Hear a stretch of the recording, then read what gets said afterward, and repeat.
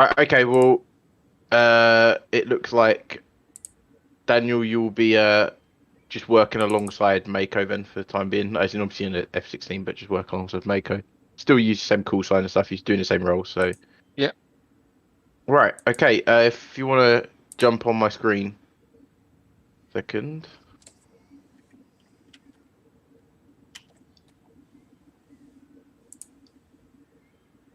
All right, bear with me.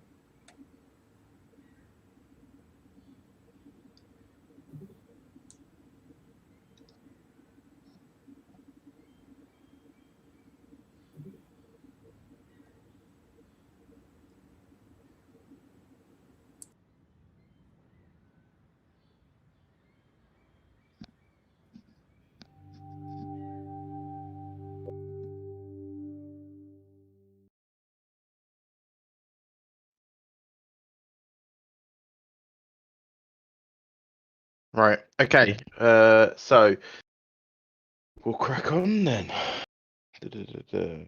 Right, okay, so obviously Operation SANDWAVE, this will be the second from last standalone operation we do in the region or in the area until we obviously move on to our next campaign. So Operation SANDWAVE, so basically obviously dates June 2001. Obviously, throughout the last 5 months, several cargo ships have been traveling through the Gulf of Oman, have been attacked or taken over by hostile forces. Anti-sea piracy operations have begun. However, due to the shipping traffic in the region and the escalating tensions between NATO forces and Iran, destroyers have had difficulty providing force protection to obviously all of the Western shipping ships that go through that area. In light of the calculated methods utilised by the hostiles, and the ships that are being attacked are primarily Western shipping lanes. NATO believes that the Iranian Quds forces are supporting the piracy operations, and due to this, NATO located what they believe to be the staging point for these operations along the Iranian coastline. They've issued an ultimatum to Iran, stating that any military intervention to defend the hostiles located on the Iranian coastline will be met with lethal force. So for this operation, friendly forces, obviously VFA will be doing strike, anti-ship and bar cap. 480th will be doing seed and fight sweep / bar cap. 800 NAS will be doing strike, and the 552nd Air Control Wing will obviously be providing AWACS and AAR. Enemy forces will consist of SA-2 systems located along the Iranian coastline and at the target point. SA-3 systems located at Bandar Jask. Potential SA-6 system located somewhere near the target point. Coastal patrol boats located at target point. The commandeered cargo ships at the target point. An Iranian flotilla consisting of one destroyer and 2 coastal patrol boats near Bandar Jask. An unknown convoy traveling from Bandar Ijas to the target point. Iranian F-5s armed with IR-guided missiles, and Iranian Mirages armed with a mix of semi-active and IR-guided missiles. Has anybody got any questions on friendly forces or enemy forces?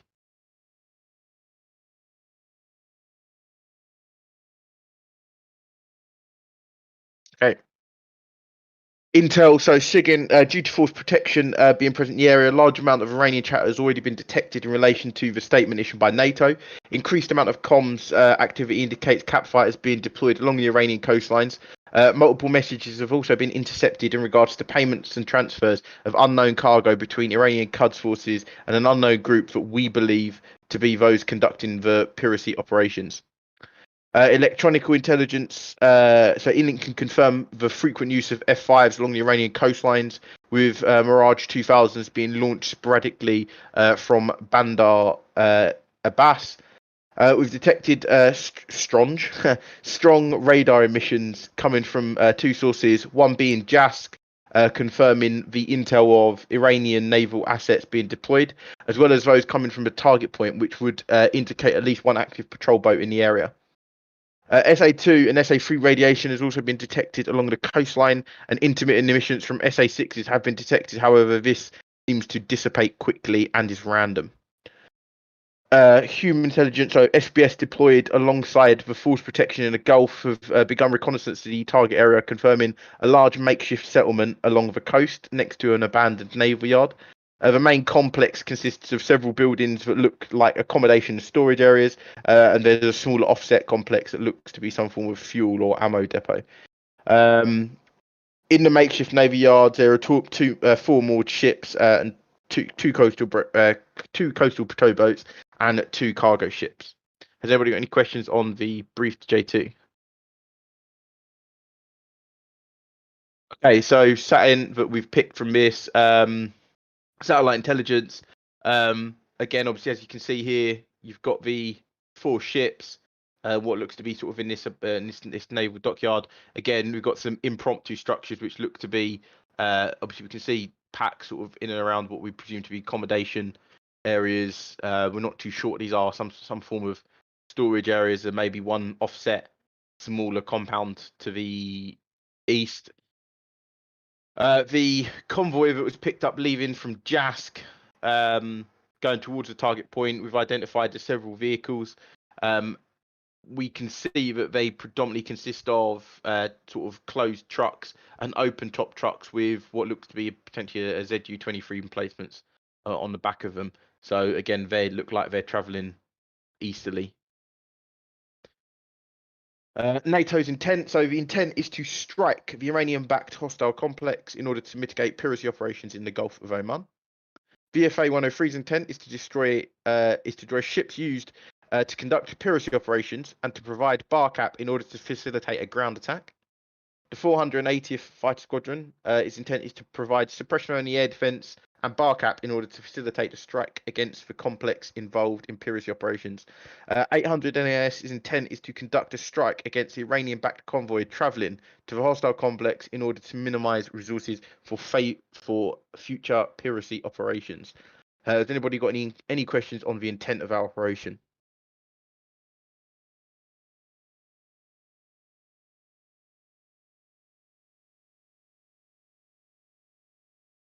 Okay.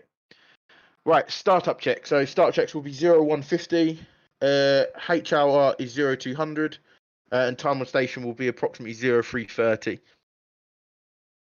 Okay, so execution. Convict 1 will take off from our Minad H+5 and will move to hold Alpha at steer 1. Hold Alpha. Once at hold Alpha, Convict 1 will maintain 28,000 until push, where magnesium is called. On push, Convict 1 will move towards steer point 2 and deploy onboard munitions targeting hostile ships, including the cargo ships, and holding pens in the area if possible. On Dakota Bingo, Convict 1 will egress towards steer point 1 and will return via Al Minad. Or return to Al Minad, sorry. Mako 1 will take off from Al Minad at H+5 as well and will move to steer point 1 and hold. You'll hold at 26,000 feet until magnesium is called. On push, Mako 1 will move towards steer point 2 and deploy onboard ordnance targeting the hostile complex, so the buildings itself. The gate, again, the same. Once Dakota or Bingo, Mako 1 will egress towards steer point 1 and back to Al Minad. Mako 2, you're going to take off from Al Minad at on H hour, and you'll move towards hold Alpha via steer point 1. However, once at hold Alpha, Mako 2 will rejoin with Shooter 1 and move towards steer point 3. Obviously, Shooter 1 and Mako 1 will conduct a fighter sweep, whilst Mako 2 holds in reserve between steer 1 and steer 3. Once the fight sweeps can be conducted, obviously Sulfur will be called. Mako 2 will move towards steer point 3 and conduct bar cap at Cap Bravo. Mako 2 will remain obviously on station until the entire strike package is complete. Again, on Winchester, Bingo, all the strike package has egress towards steer point 1. Mako 2 will egress towards steer point 1 and return to Al Minad. So Convict, you'll be holding at 28,000. The push will be magnesium. Mako, again, you won't need a push as Mako 1 will be at same 26,000 and push will be magnesium. Texco 1-1 will be on station near hold Alpha if fuel is required. So ultimately, VFA, Convict 1, you can be taking off pretty much and flying towards hold Alpha, holding overhead at hold Alpha until magnesium. You're then going to go in and then start picking off the shipping targets with your onboard munitions. Mako 1 will do the same. You'll go to hold Alpha, fly towards once you get magnesium, fly towards the target point, align however you feel necessary, and obviously drop your munitions to destroy as much of the complex as possible. Mako 2, you'll be taking off 5 minutes earlier than everyone else will be. You'll be pushing forward with Shooter 1, conducting the fighter sweep. So going from steer point 1 and then conducting the fighter sweep, clearing the area, and then providing bar cap between, providing bar cap cap Bravo. And then obviously again, you will continue to do that until all flights are complete.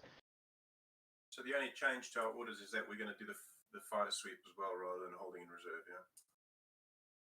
Yeah, but that's exactly it. You're going to conduct a fighter sweep with Shooter, because obviously with people down. Okay. 480th. So Hammer 1 will take off from Al Minad at HR +5, and we'll move to hold Alpha again. Same.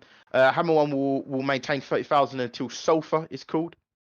On push, Hammer 1 will move towards steer point 2 and will deploy onboard ordnance targeting SA2 systems at the target point. Once SA2 track radars are destroyed, Hammer 1 will call Magnesium.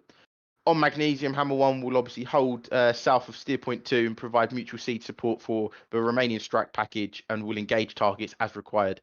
Again, on Dakota or Bingo, Romanian strike and the Romanian strike package is egressing. Hammer 1 will then obviously egress via 1 towards Minad. Shooter 1, again, you'll take off from Minad. At H hour, you'll move to the hold Alpha with. Once at hold Alpha, you'll rejoin with obviously that will be Mako 2, and you're going to move towards steer point 3 to conduct your fighter sweep with Mako 2. Once the fighter sweep's been conducted, you will call Sulfur, and then obviously Shooter 1, you'll move towards steer point 4 and conduct bar cap Alpha. Obviously, you will remain on station the same as Mako until the strike package is complete and egressed. So Hammer 1, obviously again, your hold will be 30,000 feet and your push is Sulfur. Obviously again, Shell 1-1 will be on station for all flights if you require fuel on egress. Does anybody got any questions from the 480th? Is Steer point 2 in the vicinity of the SA2 site? Or... Yeah, okay. So I'll show you the navigation map in a second. I hope that'll answer any questions in relation to that. Okay. Right. 800 in air. So Recall 1 will take off from our Minad at HR +5, and you'll move to hold Alpha again. At hold Alpha, Recall 1 will maintain 24,000 feet. When push magnesium is called, push magnesium is called. On push, you will move towards nitrous and search for the hostile convoy traveling towards Oxide. Once convoy has been identified, Recall 1 will use onboard munitions to destroy the convoy. Again, on Dakota or Bingo, that will be Recall 1 will egress towards steer point 1 and return to Al Minad. So again, pretty simple breakdown for you guys. To fly it, you'll be flying towards hold Alpha at steer point 1, hold at 24,000 feet until magnesium is called, pushing towards where we believe the start of a convoy roughly will be, and then obviously flying the route between there to Oxide, where we roughly think the end of the convoy is going to stop for the night, and then obviously utilize onboard munitions once found. Once you're Dakota, obviously egress back towards hold Alpha and then towards Minad. Any questions from Recall flight? Just one, the tanker.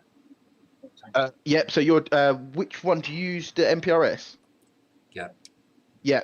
It will be the same as the Convict flight and Maker flight. So it'll be Texaco 1-1. Okay. Thank you. That's all right. Any other questions? No, we're good. Fantastic. Okay, ROE. So we'll be operating within Oman in Iran. Iranian forces are considered hostile. However, we are on to act under 4-1 Bravo. All strike aircraft will be operating under 4-1 Alpha. However, all ground targets should be identified. Bandar Jask is not to be engaged. We are not directly engaging Iranian ground forces in this operation. Ultimately, so we need to sort of stay a bit clear of EJASK at this point. Deconfliction. So the AWACS from the 552nd will be conducting orbit along the Omani coastline at around about 35,000 feet. So to be aware of that. Texaco 1-1 and Shell 1-1 will be holding between 20,000 and 22,000 That should be west. Sorry, west of Hold Alpha. Flight should avoid flying over Bandari Jask where possible. Obviously, as you'll see in a minute for the flight sweep, you just have to be aware of that. Holding altitudes, obviously, Hold Alpha must be maintained to avoid incident.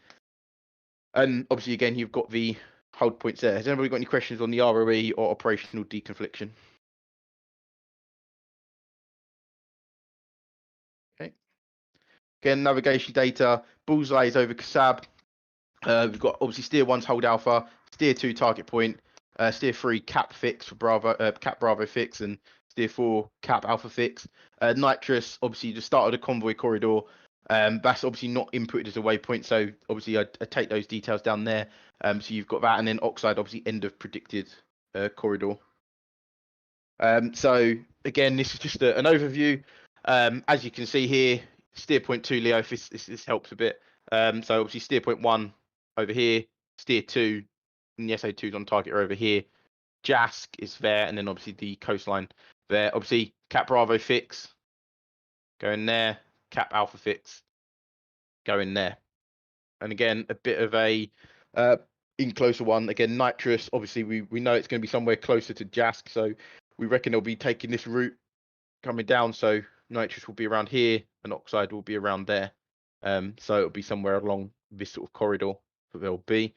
And as you can see again, you've got the SA3. So for the fighter sweep, as you're coming in, you'll probably want to use this corridor. It's about 20 miles wide to punch in and then to do your cap.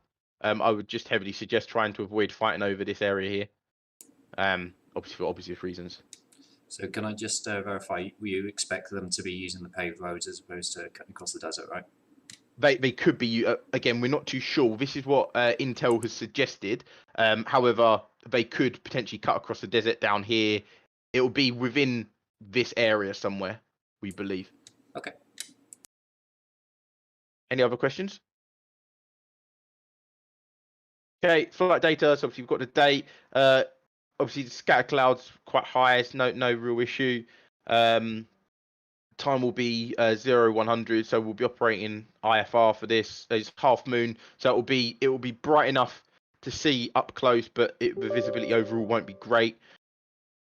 Obviously, Cookie's tactical commander. We'll be using Minad. The takeoff runway will be 09. The recovery or the landing runway will be 27. Assets and strikes. There'll be 2 F-15s. Will escort the combat service support, so the tankers. So they'll be just protecting the holding area and so on and so forth. So if you see two planes flying around, you're not too sure what they're doing. They're probably the F-15s. And then obviously we've got Texco 1-1. Will be 10 Yankee for Texco, and obviously Shell 1-1, 15 Yankee for the. So you've got the KC 135 MPRS as Texco and KC 135 Shell. Obviously, you've probably all seen these by now. So you've got your weapon systems. Again, Convict 1 +5, Mako 1 +5, Hammer 1 +5, and Rico 1 +5. Obviously, Mako 2 and Shooter 1 on H hour. Standard comms plan, guys, as per. Obviously, actions on again are as per standard. Loss of flight lead. Make sure it's alerted over tactical before you go. You say anybody's dead. To check over tactical. Go back onto command. Loss on flight member is exactly the same. Obviously, actions on departure again. Obviously, maintain comms until you're departed. And actions on any intelligence. Again, just provide that to the tactical commander on command. And then finally, obviously ROE. We're mostly operating on 4-1 Alpha and 4-1 Bravo. So to be fair, as long as you feel that they're a threat and they're about to commit or are committing a hostile act, you're pretty much good to go. Obviously for the strike package, you're on 4-1 Alpha, so you've been given your target, so you know what you're attacking, so you're obviously clear to engage those specific targets. Has anybody got any questions on that? Okay, fantastic. Right. Okay then, let's do this. Let me just sort of figure out. Again, as per standard, guys, when you jump on the server, I'm gonna load the server up now.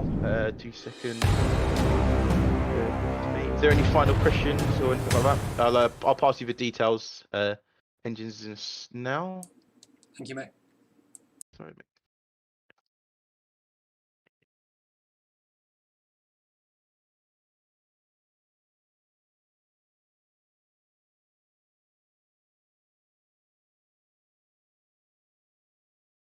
mate. Yeah, right. So when you get on the server, guys, obviously standard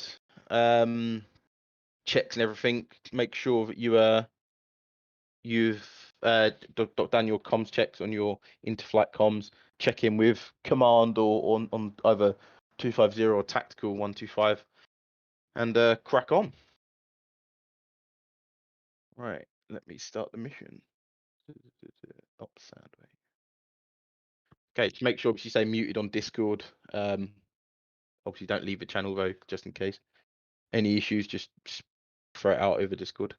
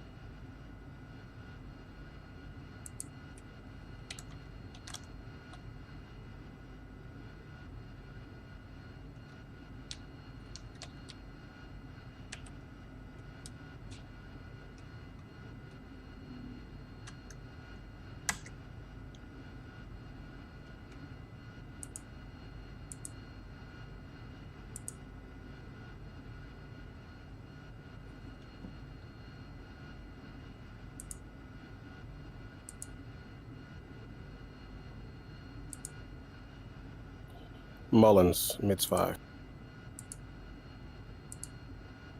Yeah, bear with me. I've got issues outside again.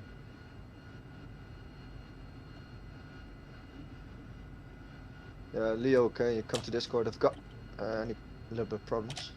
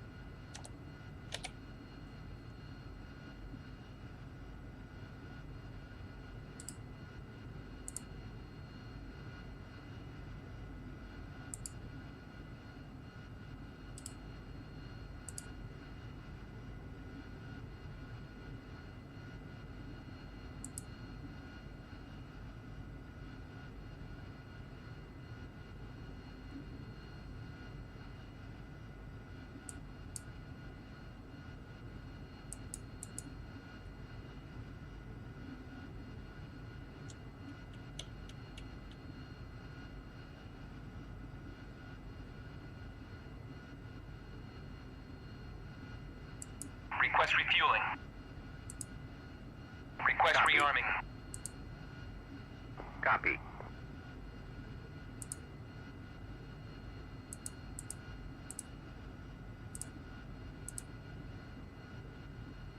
Refueling complete.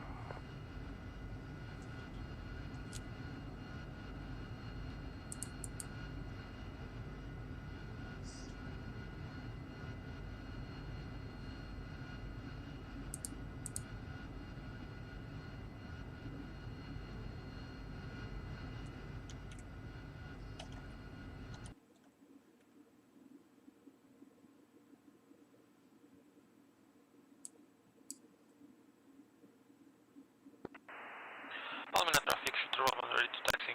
Rearming complete.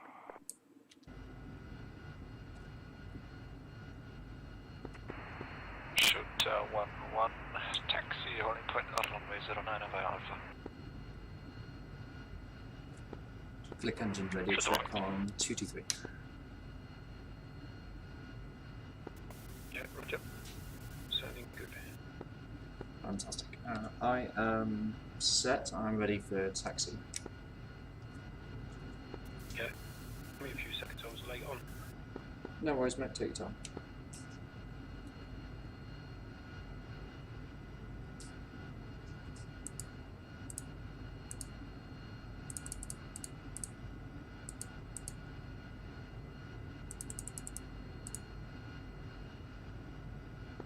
I'm in traffic. This is Mako 2 ship points. Flight taxiing to runway 09. Mako 2 taxi F-16 flight altimeter to Mananad.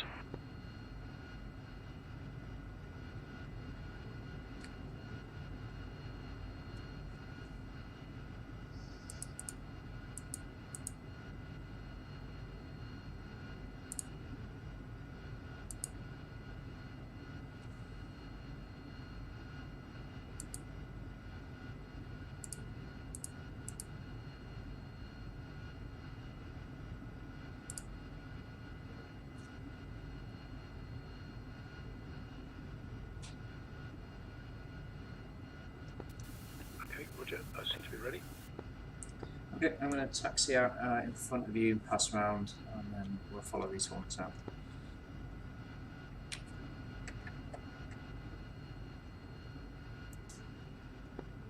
Minute traffic, recall point 2 Harriers, taxiing from outstanding 209. Caution, caution. Recall 1, number 3 for departure. Taxi holding point runway 09 via Alpha, altimeter 2992.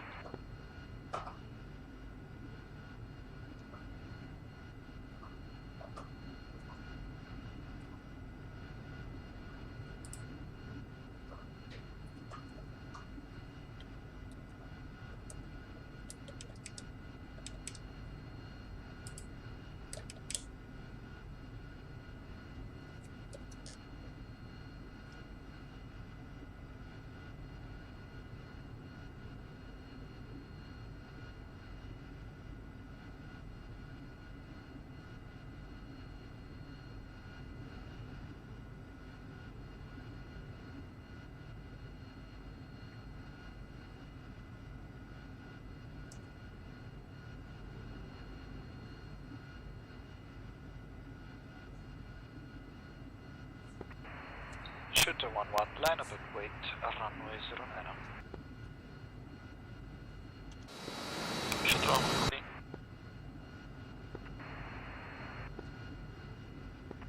Minute traffic conflict 1, Hornet 2 ship, taxiing to 09 via Hotel Alpha.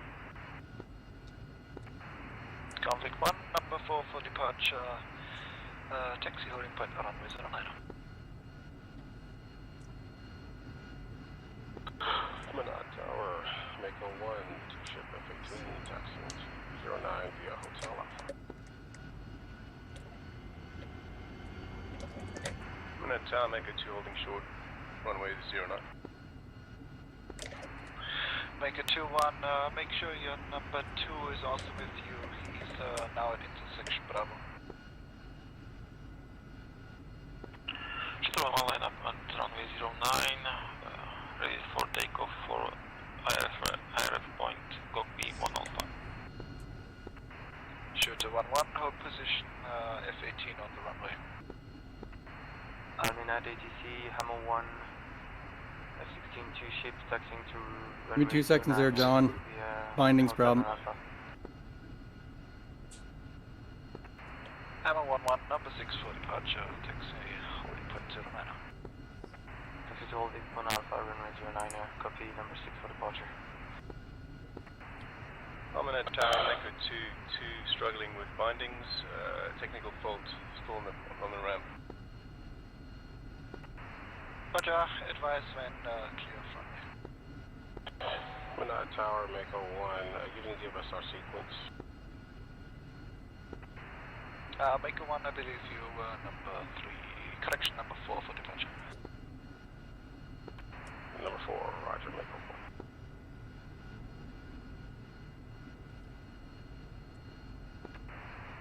Hammer 1, hold position, give way to F-18 coming, crossing from right to left.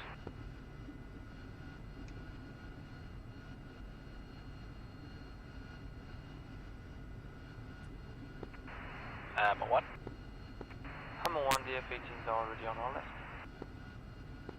Correction, we give way, we give way.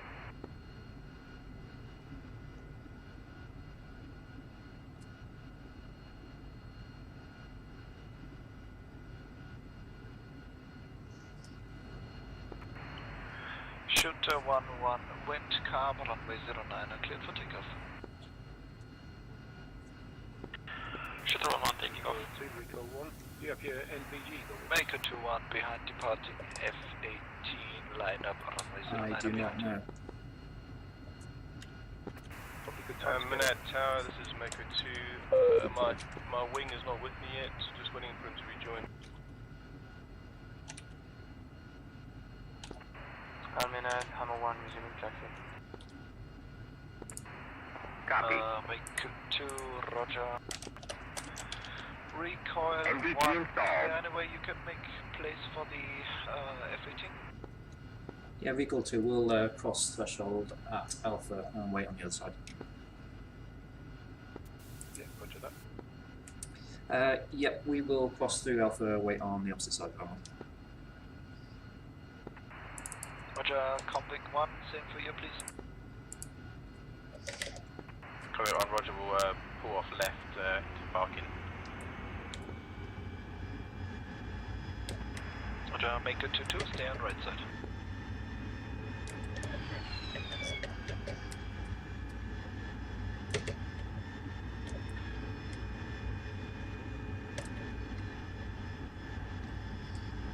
Recoil crossing 09 at Alpha.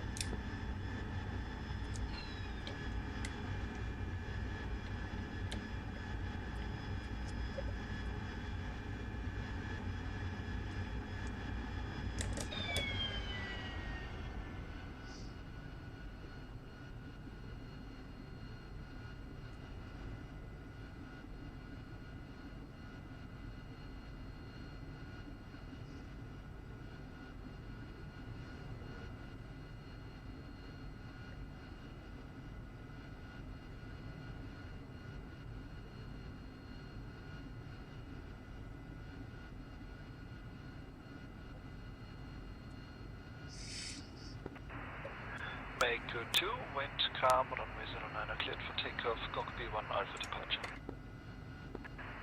Tower Maker 2, copy. Copy 1A, departure. Departure now. Minute traffic, Convict 1, 1, merging runway right 09. back onto Alpha for 09. And hold your short 09.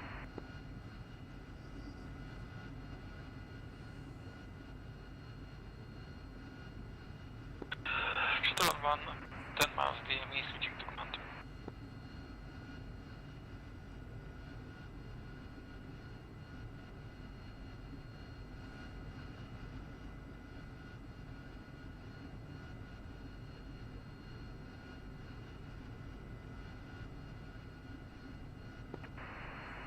Recoil.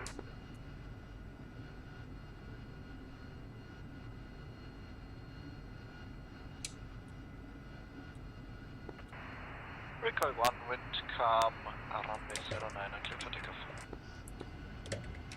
Clear for takeoff for recoil 1 lining up. Convict 1 behind departing Harrier, line up runway 09 behind. 09 behind. Alright mate, if you want to take my right hand side.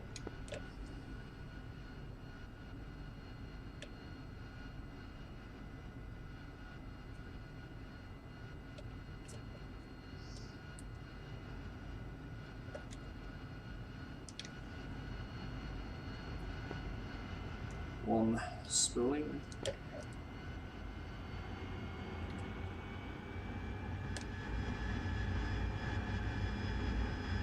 One rolling.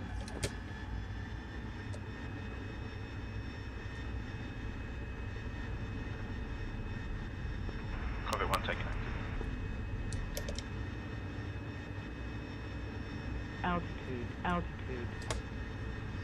Altitude, altitude. Altitude, altitude. Altitude, altitude. Altitude, altitude. Altitude.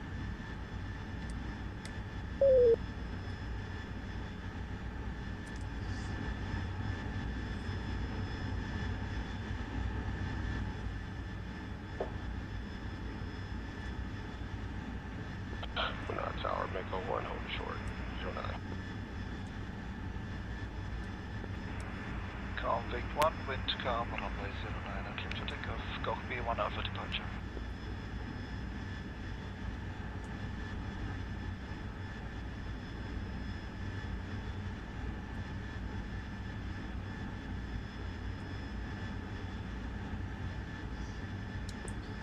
Just passing 4,000, 10 degrees nose up, 260 knots, and direct waypoint on. Roger.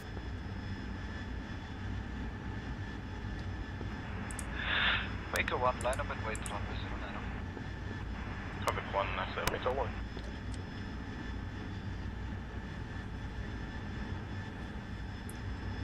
Did you change your loadout by any chance, or are you still carrying the 8 bombs at the car? I didn't change anything. Okay, just be aware I think by default he set us with 8 Mach 20s as opposed to 6 like us, so we're going to be a little bit draggier than, or you're going to be a little bit draggier than me, so I won't be max con. I'm in at ATC, Hammer 1 holding short Alpha runway 09.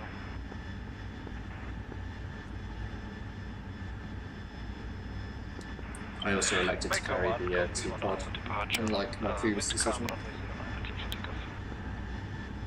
Almanet Tower, this is Mako 2, Echo 1 Imperial Space, switching to command.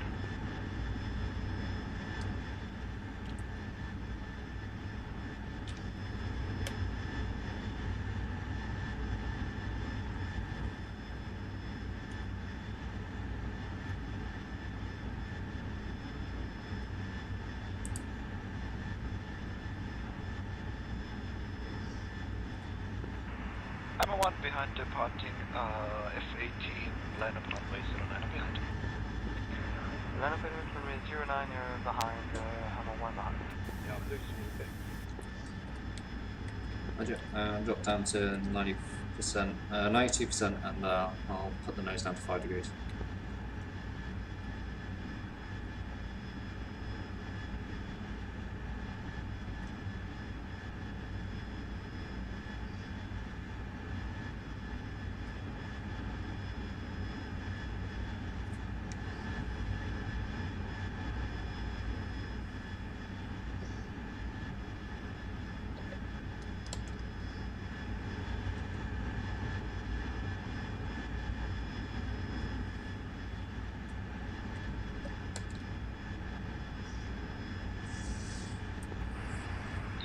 Hammer 1, copy 1 Alpha departure, wind calm, runway 09, I'm cleared for takeoff.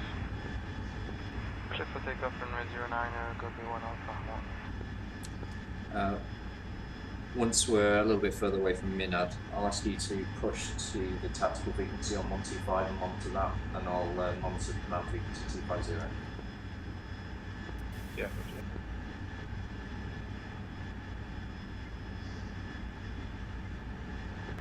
Midnight traffic is Convict 1, or Outbound, Gog B, switch to command.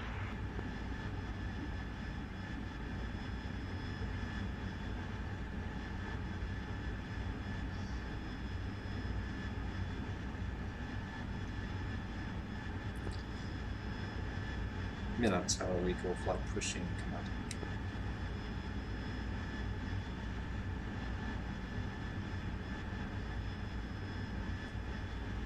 Okay, I'm on command.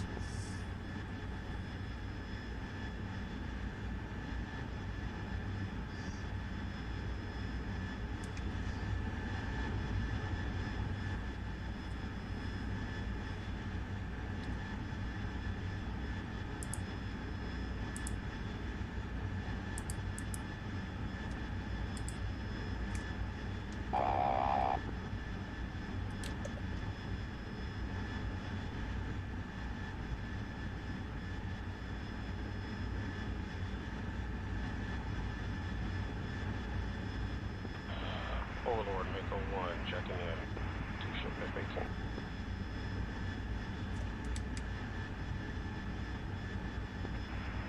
Mako 1, radar contact, passing 13,000. Overlord, Convict 1, checking in 250. Convict 1, radar contact, passing 15,000 feet. Overlord recall flight passing 23,000 westbound, 130 miles waypoint 1, sorry, eastbound, 130 miles east. I'll check that 250. Radar 1, radar contact, passing 23,000.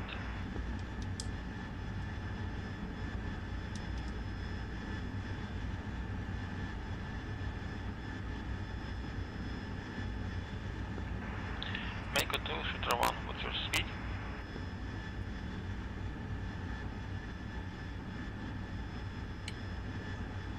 Was that last message for recall?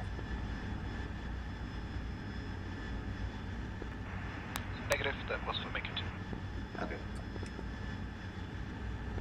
Overlord, Mako 2, again. Shooter 1 asked about your speed. Yeah, that's our hold altitude. I'm going to keep climbing though. We'll get Roger, it Overlord. Our to speed is maybe currently 32, 34,000, 1.73, somewhere in that region. altitude 30,000.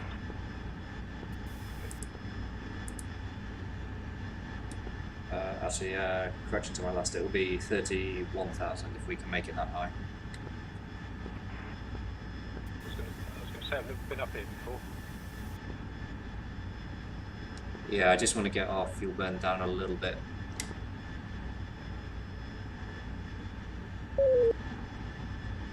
It's going to be tight.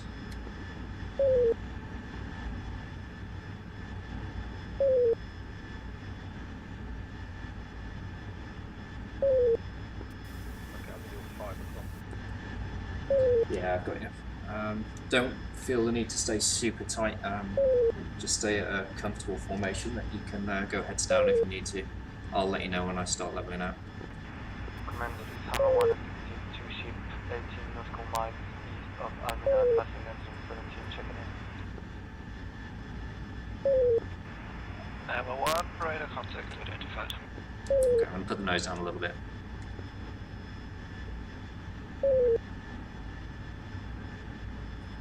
What's your current RPM setting?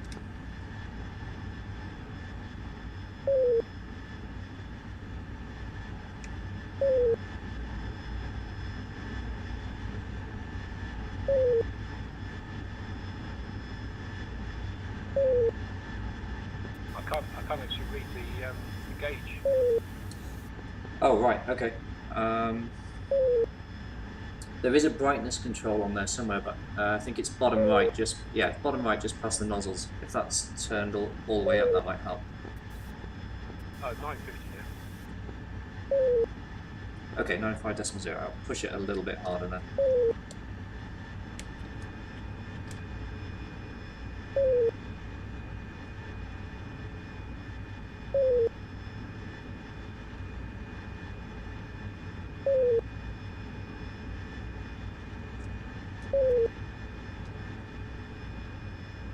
Okay, I'm going to level out here.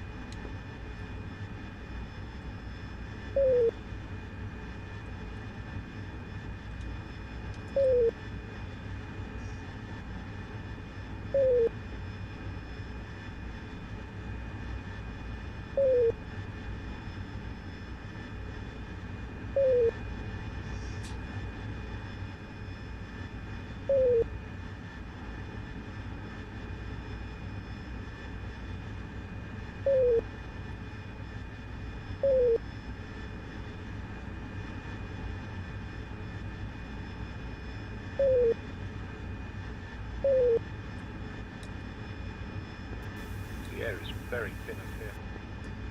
It is, yeah. It's not going to give you much margin for control inputs. It needs to be pretty Shooter smooth. 1 and make 2, since you're going to be doing the same similar task, would you like to stay in close proximity with each other?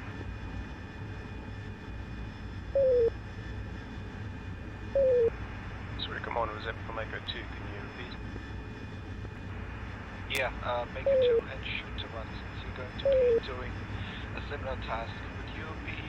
Would you like to be doing, staying in close proximity of each other? Come on, we can certainly extend our bar cap to a longer range and coexist, but remember it's lights out and it's difficult to stay in touch with each other just being in the same flight. So as long as I guess we're in the right area, I think that's I'll turn my nav lights off if you can see my formation, that's okay? No, Roger. Yep, Roger.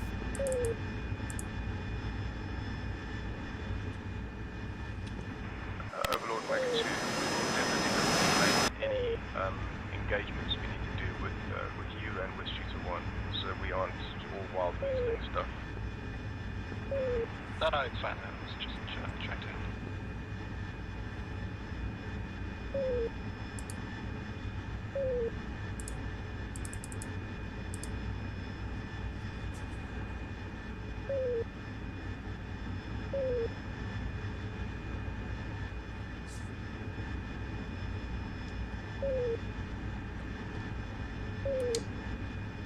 setting my flaps to cruise as well, just to eke out. But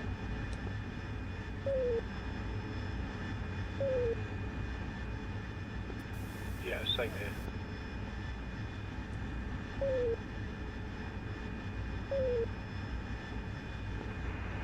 All stations listening, Uniform 250. Picture is as follows. 2 groups. First group, 2-ship F5. Bullseye 110 for 70 miles, Yeah, 18,000 feet. Second group, Bullseye. stand by, 100 let me check. for 120 miles, 18,000 feet. Also 2-ship F5.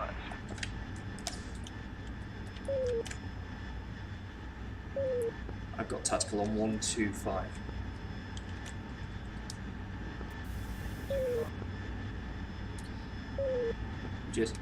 Just had a message over command that the F5s are moving.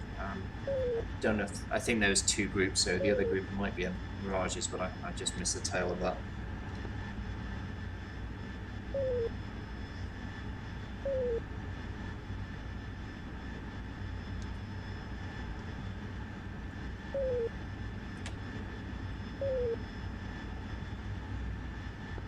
What's your RPM?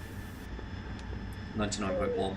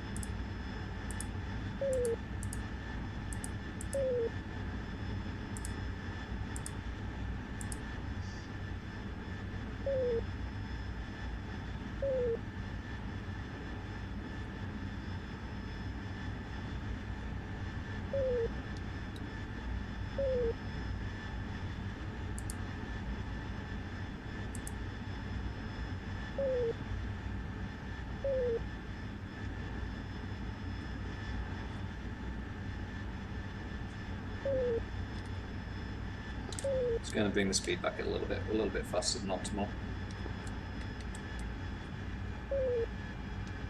I can't imagine that we're going to get the magnesium call anytime soon.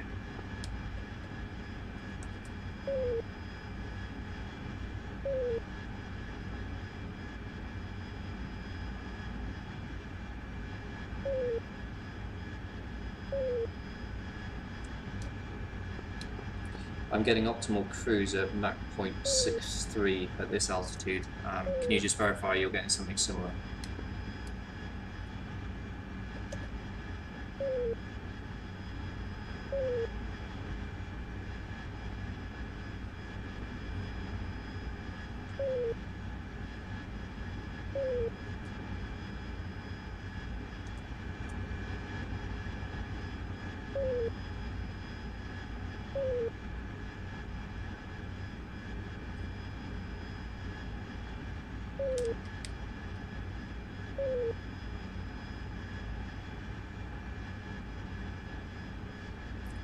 I'm your 8 o'clock passing through 9 o'clock low.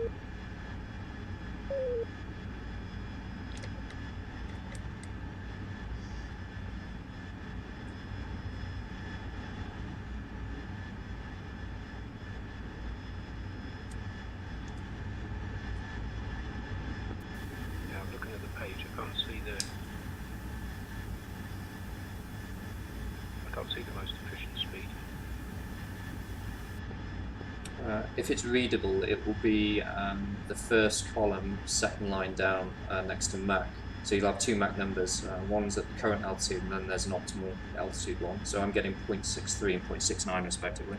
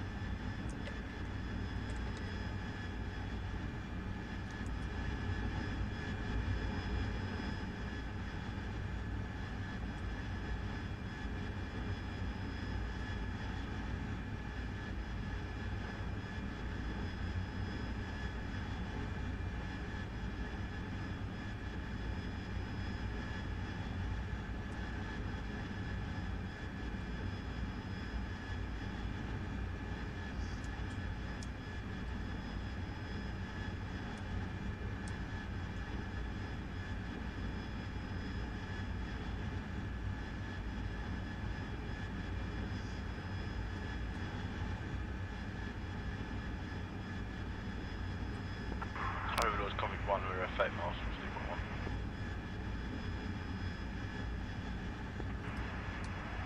Convict 1, Overlord, roger. Shooter 1's Maker 2, you can go ahead and push to the holding zone. We'll cut the corner and meet up with you. Shooter 1, copy. Pushing forward on 2 in 1 minute.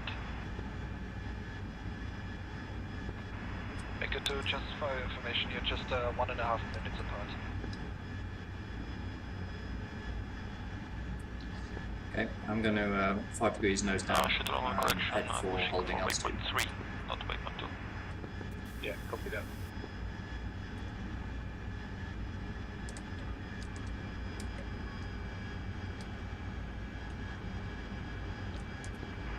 Convict 1, enter hold steer point 1 to 8,000 feet. Roger.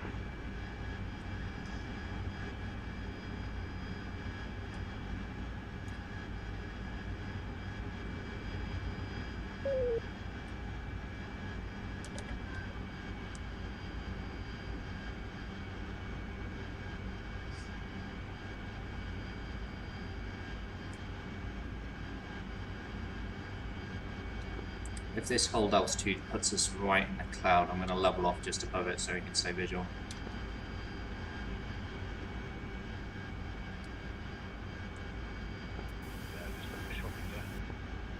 Yeah, no sweat. I'm not quite at idle. I thought I'd give you some margin.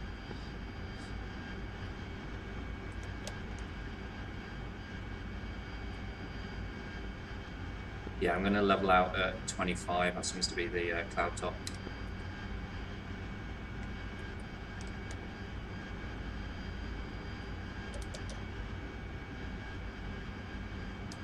I'm going to drop the speed down to Mach 0.6.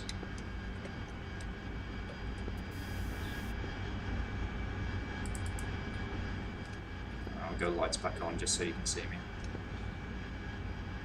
Yeah, that would be great.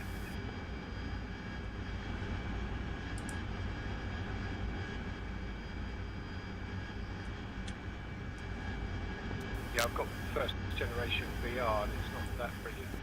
Oh yeah, got you. I'll bear that in mind.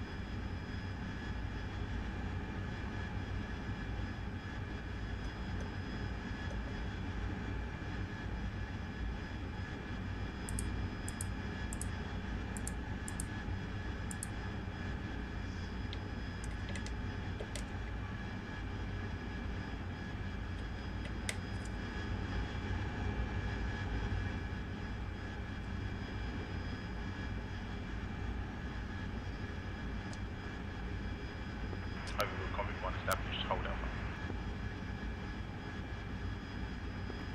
Copy 1, roger.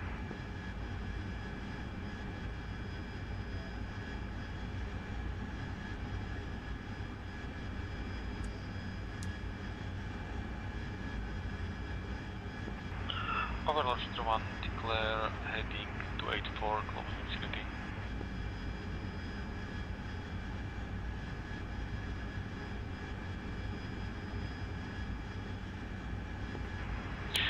Shoot 1, let's make a flight. Thank you. Command, Smaker 2, we don't have shooter on SA. There's a lot of clutter on SA. Yeah, the same for shooter 1. I don't have the Mako 2. Command, we have F5s coming hot to us, 40 miles. Should we engage? Well, we're going to engage. Yeah, actually, Mako 2 engage 2 ship F5s and shoot dropping us down 24,000.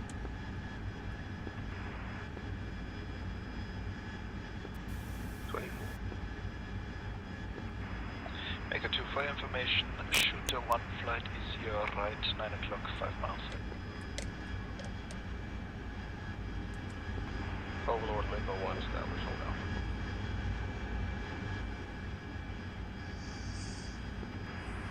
Roger, Mako 1.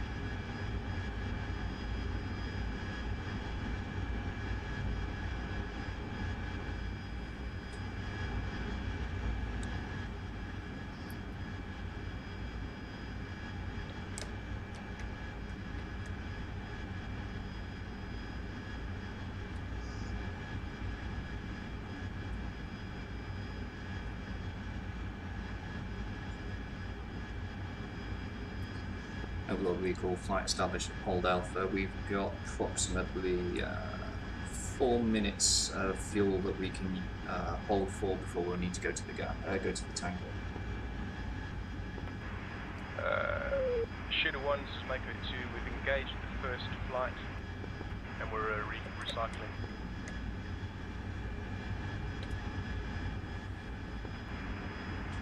Mako 2, that's 1 bandit splashed, 2nd bandit remaining. Overlord Mako 2, copy.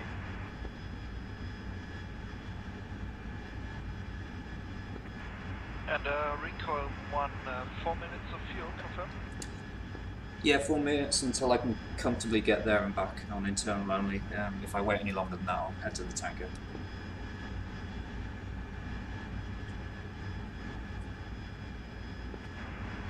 Recoil 1, roger. What's that in pounds? I'm currently at 5,200 pounds. 5,000 pounds is a comfortable amount for me to get there and back. I'm burning about 60 pounds a minute.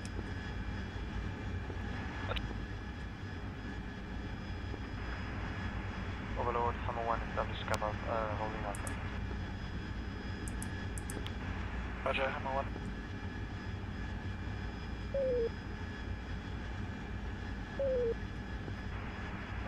Recoil 1, roger. In this case, you may refuel now at the tanker. Copy, we are going direct test good, thank you.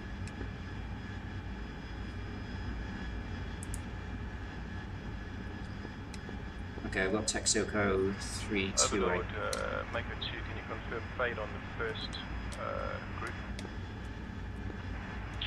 Negative, one of the two is still flying.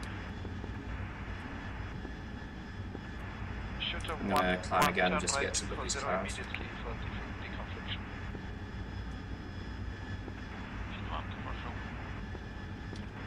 Maker 2-1, bandit, your nose, that's 10 miles, 16,000. Passing to your right now. Negative lock, I've got nothing on scope. All I can see is shooter. Roger.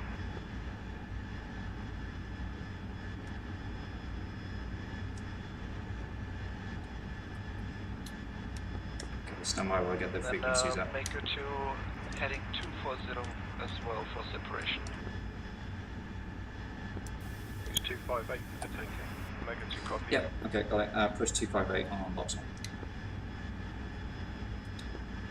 Recall flight pushing Texaco.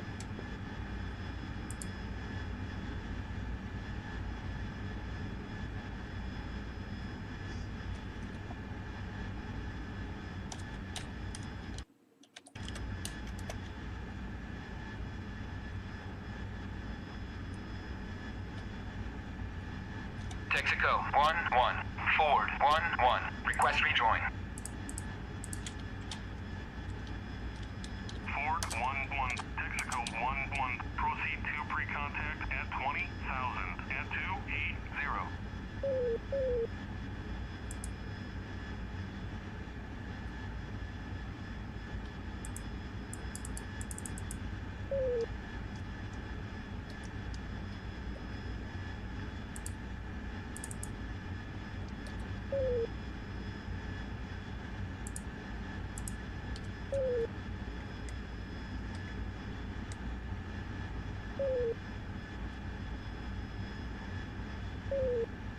Bingo, bingo. Okay, lead is bingo, and I'm going to descend 20,000.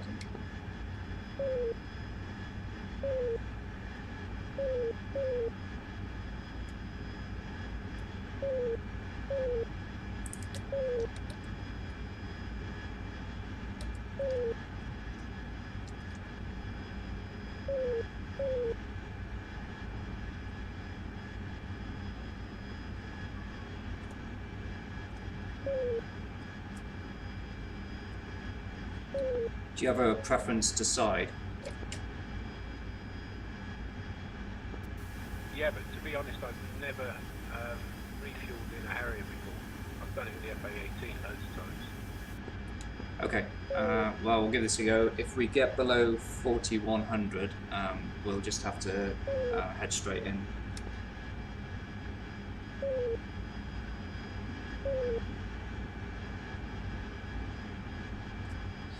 Your absolute no shit bingo to get back from the target area is £2,000. So if all else fails, we'll head in, and if you hit £2,000, just jettison everything and go back direct to Minan.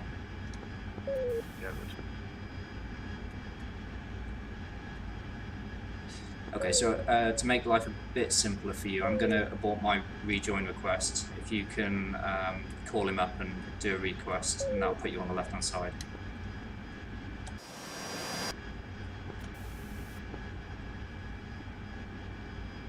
Abort rejoin.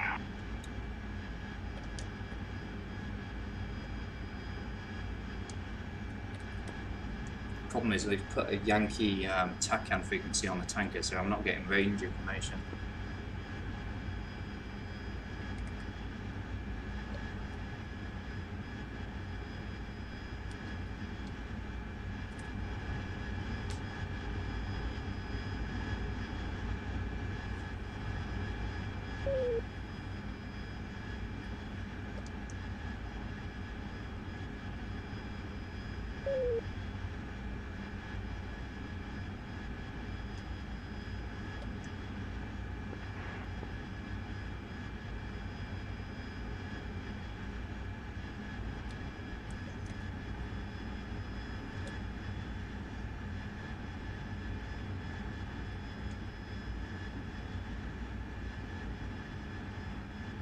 Texaco 1-1.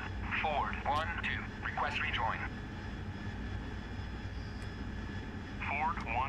Texaco 1-1. Proceed to pre-contact at 20,000 at 280.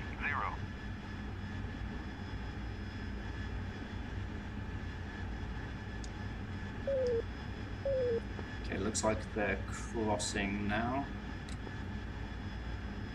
Make a left turn.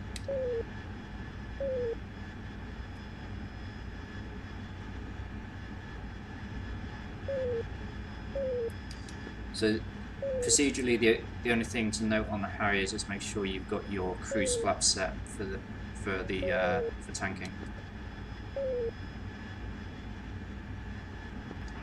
Yep, set of cruise.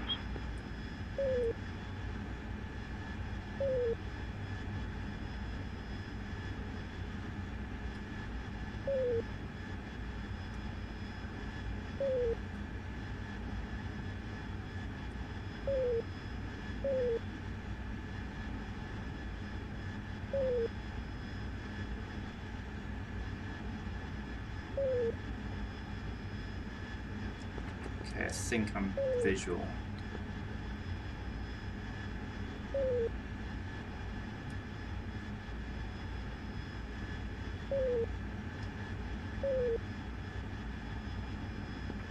So on the probe, there's a three position switch. The forward position is press. Do you know what that means?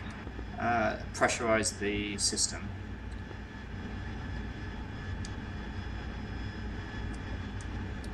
But do you need that? No, it just needs to be in the out position, so the center position. Okay, visual, he's tracking left to right now. Sorry, right to left, across our nose. Just gonna pull us around.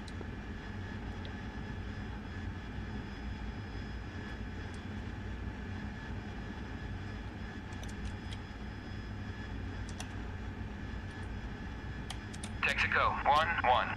Ford 1-1. Request rejoin.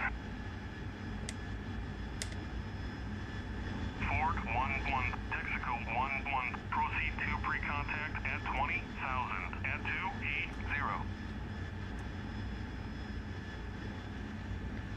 Okay, gonna tighten up a bit.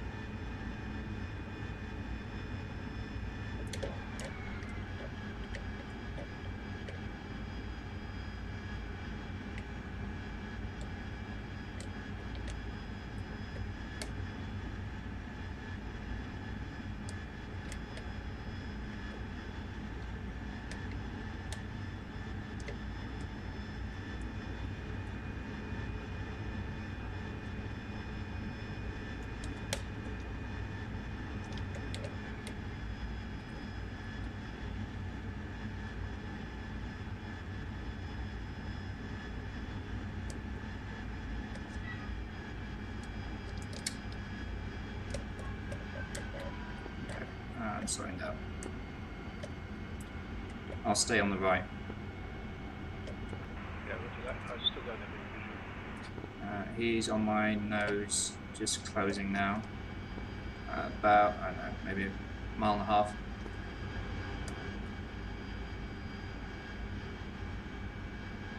If you've got your flare on, you should be setting up the chevrons on your nose now.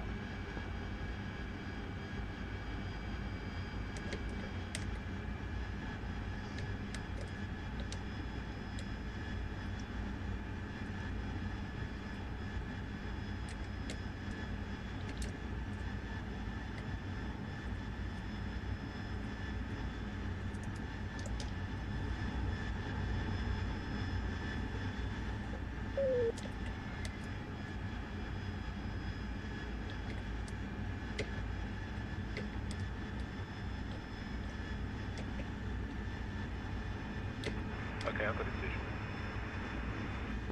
Fantastic. Alright, I'm going to stay quiet and let you focus. Just give me a shout if you have any issues. Main thing to note is imagine putting the fuel probe first through your airspeed indicator on the HUD and then through the little ready light on the top left of your canopy frame. You can't really go far wrong if you aim for that. What was the first thing to put it through? The airspeed on the top left of your HUD.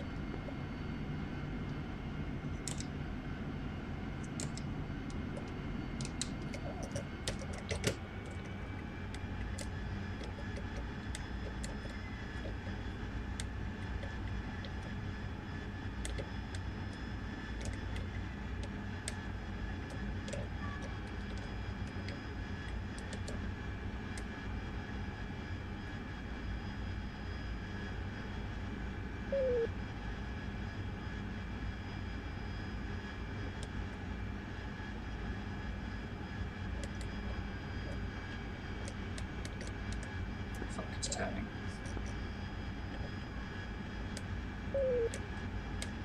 His speed is 280, is it? That's right.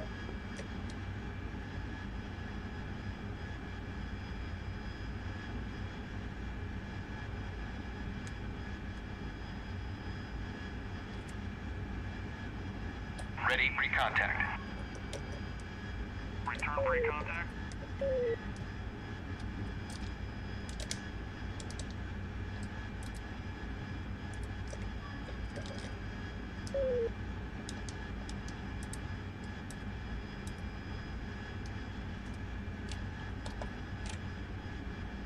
Ready, pre-contact.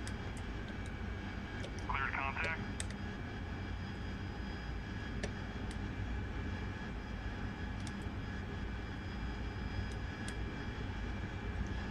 Shit, it's putting the boom out on the left for me.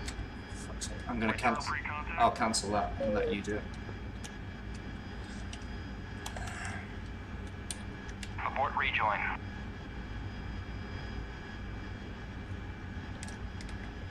Shell 1-1. Uzi 1-2. Request rejoin.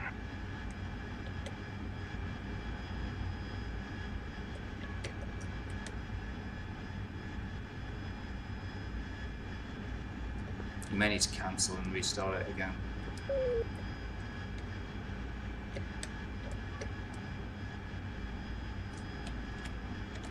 Ready, pre-contact. Cleared contact.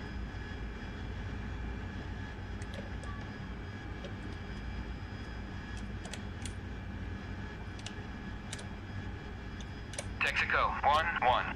Ford 1-1. Request rejoin. Ford 1-1. Texaco 1-1. Proceed to pre-contact at 20,000. At 280.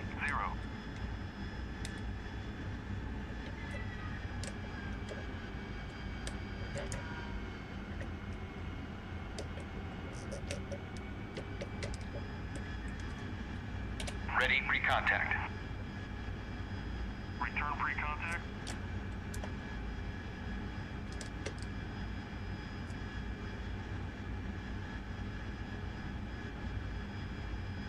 Ready, pre-contact.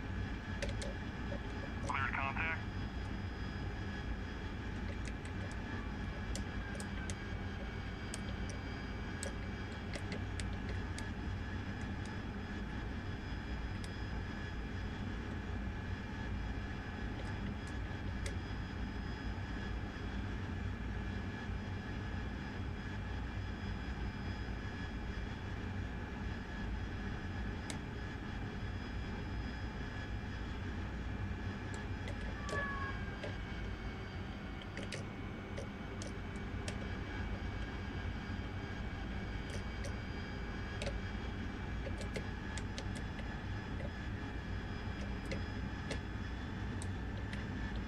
Bingo, bingo.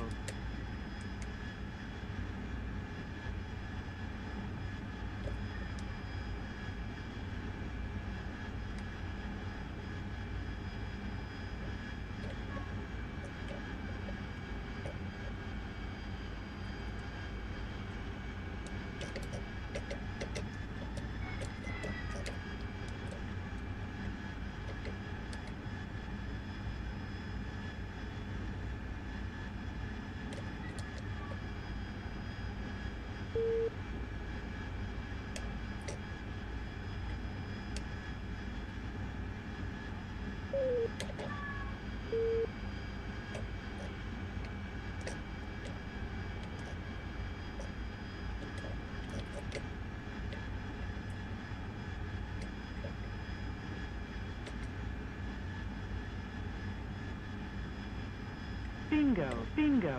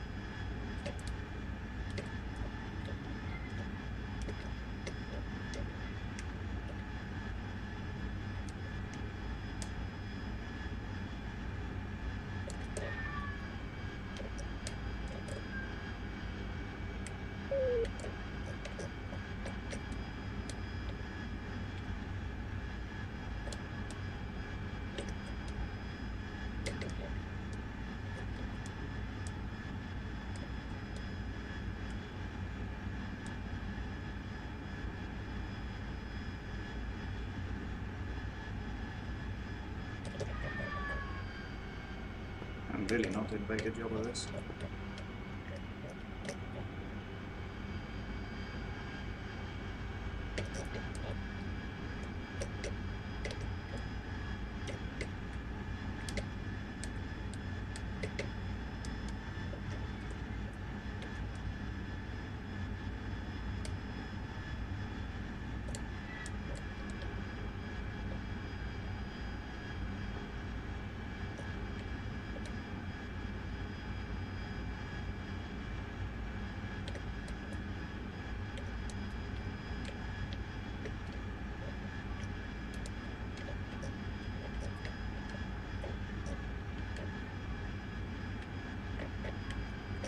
Contact. You're taking fuel.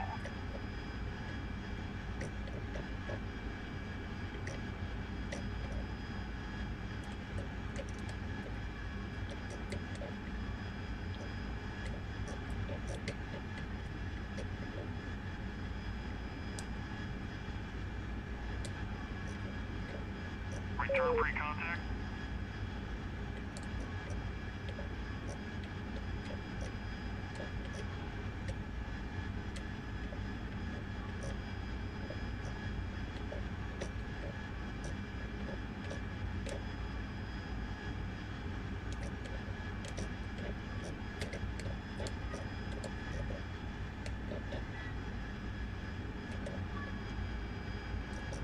Ready, pre-contact. Cleared contact.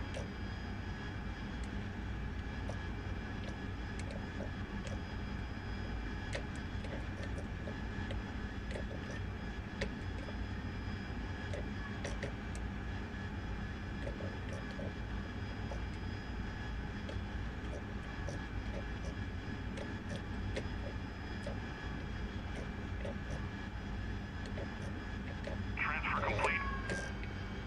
Disconnect.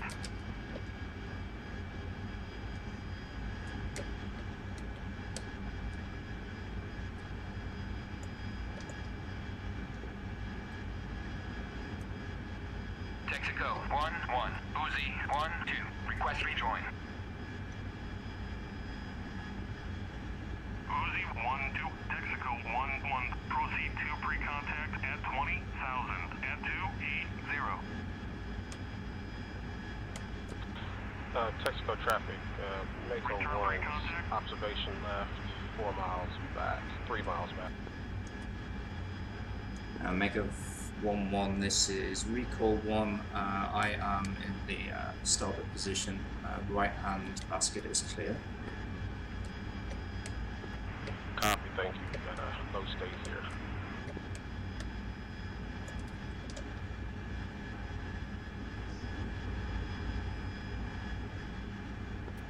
Yeah, I'm going to abort that refuel. Okay, mate, what's your fuel state?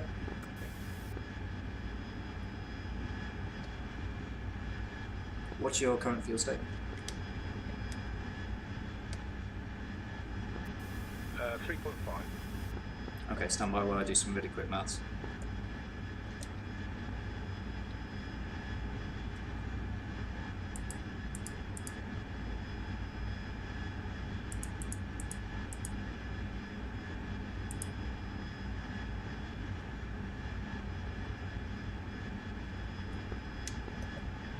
Right, first things first, I'm going to take us back towards the holding position. So I'm going to make a right-hand turn to 052.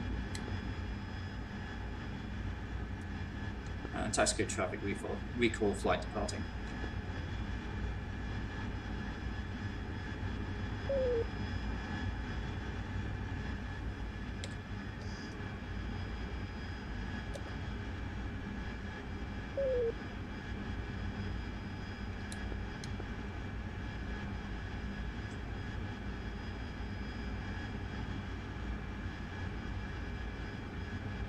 Texaco 1-1. Uzi 1-1. Request rejoin.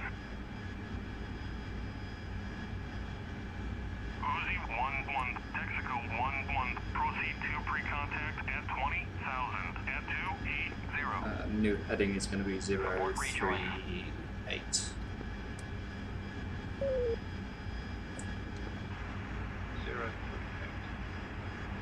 And I'm going to push back to command on Studline.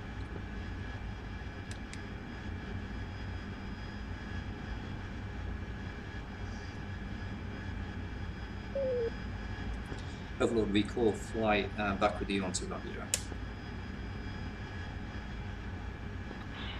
Recall, welcome back. Push steer point 2. Push steer point 2 for recall 1. Affirm, just for information, a big diesel has been called. Okay, good news, thank you. We will go direct standby.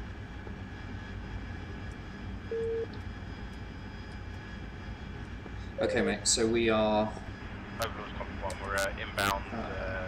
46, 7 minutes, 340. Okay, we can just about make this. It's going to be tight, but your no-ship bingo at 2,000 needs to be adhered to, so stick with me. We'll head direct to the target, direct to steer point 2.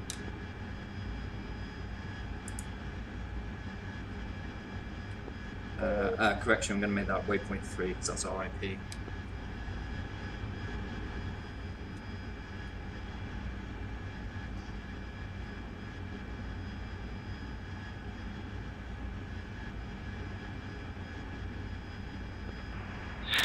All flights, just for information, it looks like the SA-2 is sleeping and be prepared to be launched on. Overlord, this is Hammer 1. Please be advised, we've got Detonate bugs. I don't have any Detonate contact with my wingman and the other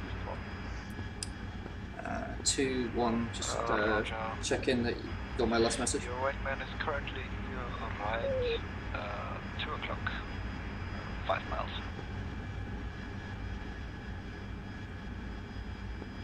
Engines flick, checking in 233.0.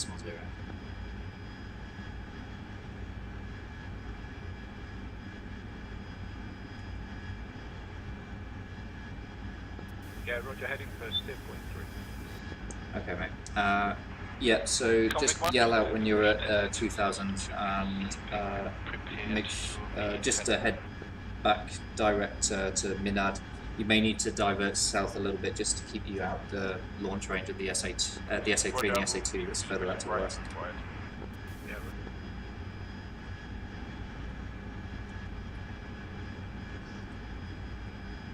Okay, and I'm going to bring us down 5 degrees nose down, and I'm going to bring the throttle back to save some gas. Maker 2 and Shooter 1 looks like the Mirage 2000s are now turning east. Correction, southeast, so turning hot now. Overlord Maker 2 copy, 0 SA contact on Mirage and advise. Yep. Range is currently 84 miles.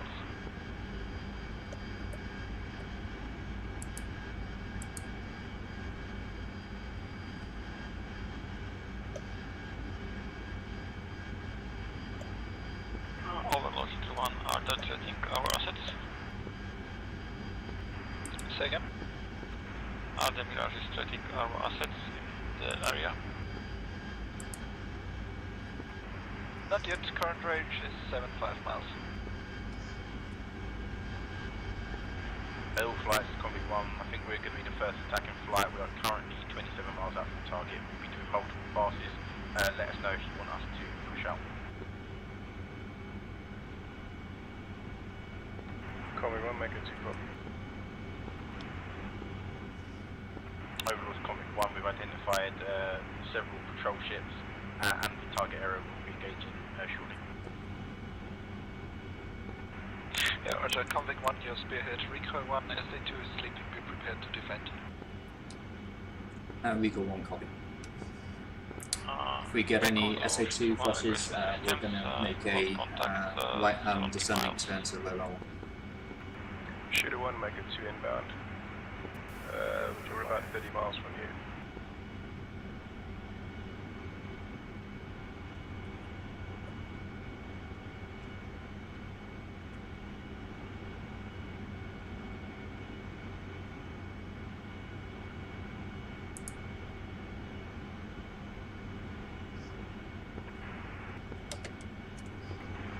Shooter 1, nearest friendly is currently 3-5 miles away from you.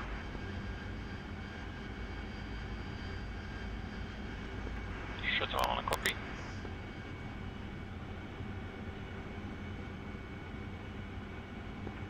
Shooter 1, target to 12 o'clock, 42 miles.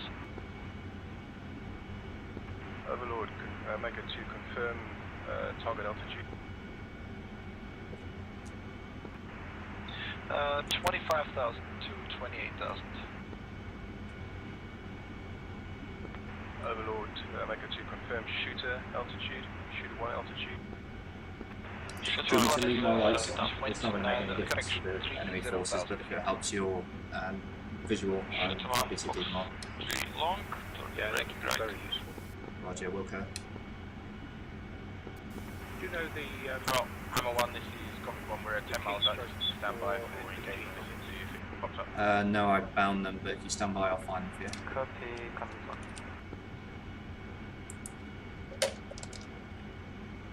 Left shift N for November is the toggle. One is like 37 miles from SA2 site, so yeah, just let us know. Okay, leveling out at 6.5.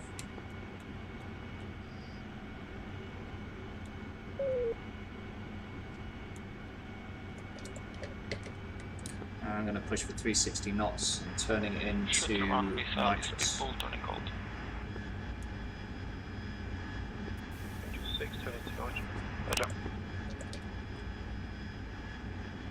Convict 1 pickle.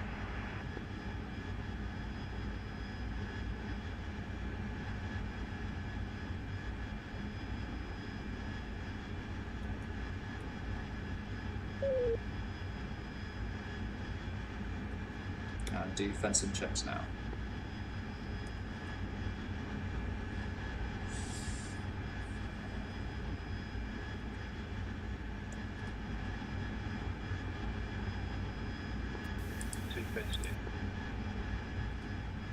Lead fenced in.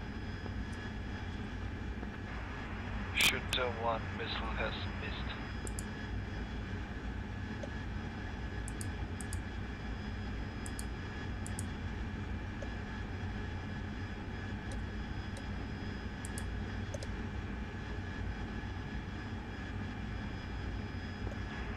Shooter 1, continue present heading, I'll call you back when to turn around.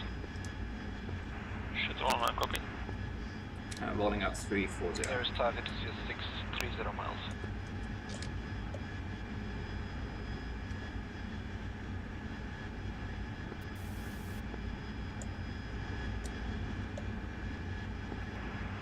Make it to engage nearest target at 15,000 feet now.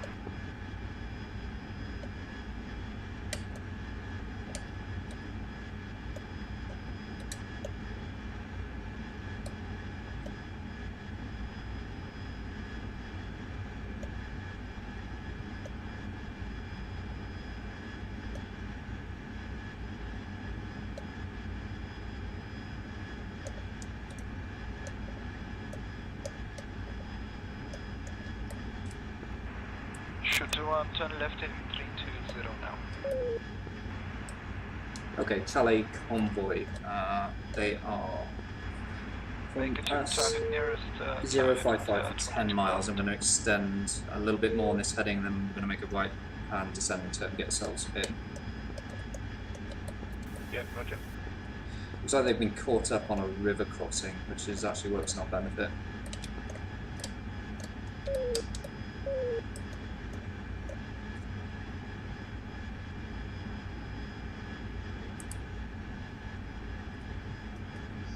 Okay, turning in now. Make it to disregard last transmission. Target the trailing targets. Make shooter 1 has visual on them.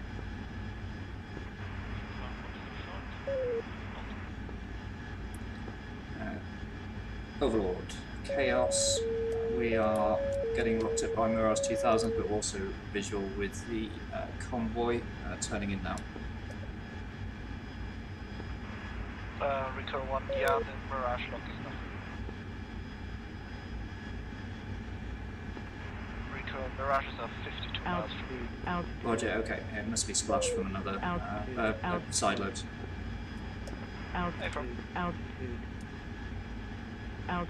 Altitude.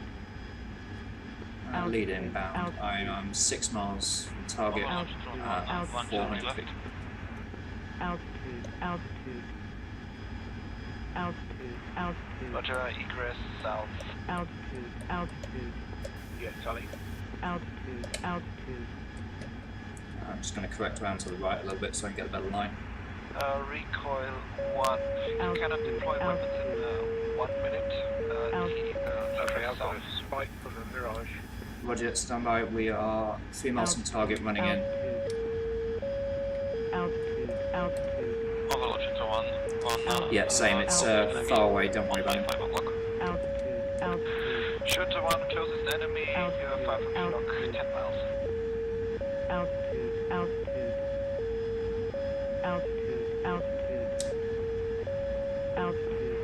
Make it 2-1. Pickle. Outbound 090. Make it 2-2, turn south. Yeah, number 2 inbound. I'm turning back 270 for cover.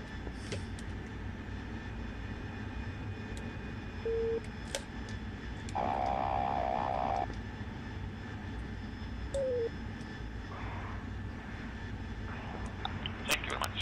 Splash confirmed.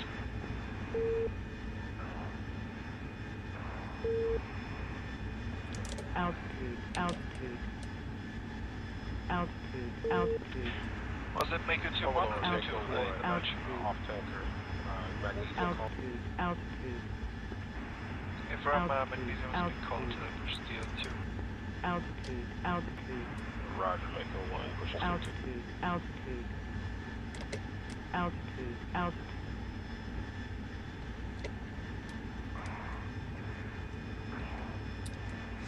Overlord, Recall 1 has pickled and taken out half the convoy. Recall 2 is 1 mile from target. I'm going to drop and then we'll be egressing south. Altitude. Roger, no need to rush. Mirage is on okay. Excellent work, mate. Make a right hand turn 180. Altitude. Confirm to make a 2 and confirm you have a target on your nose. Altitude. Make a 2. Copy, I do have a contact on my nose. Right, I want you to focus on a max con climb up to cruise altitude. I'll be following you. Convict 1, be prepared to defend. If you can get your lights on as well, if you've got a second as well. Don't worry about forming, just head out to head out 180. Roger. No, Good work, thank you.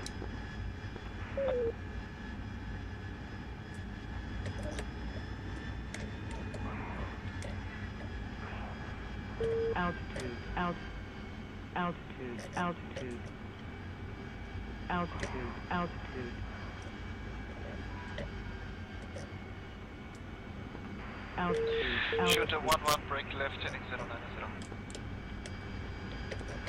Shoot 1, breaking left. Overlord, Recall, flight feet wet, southbound, outbound.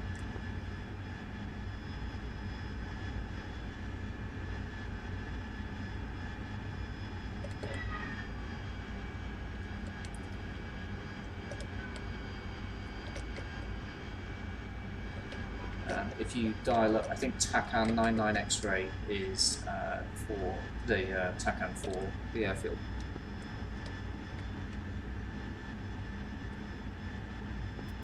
X-ray. Yeah. You might not be able to see it yet.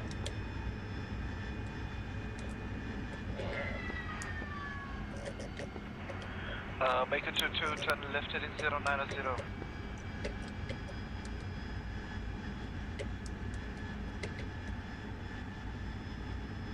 Okay, and once you've done that, 102% RPM, and then just point it up and try and maintain Mach 0.5 or 300 knots, whichever's lower. Sorry, whichever's higher. Roger.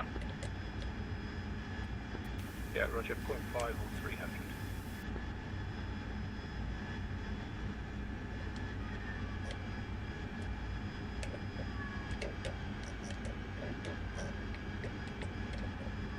I was just behind you as you released those Mark 20s. They look very spectacular.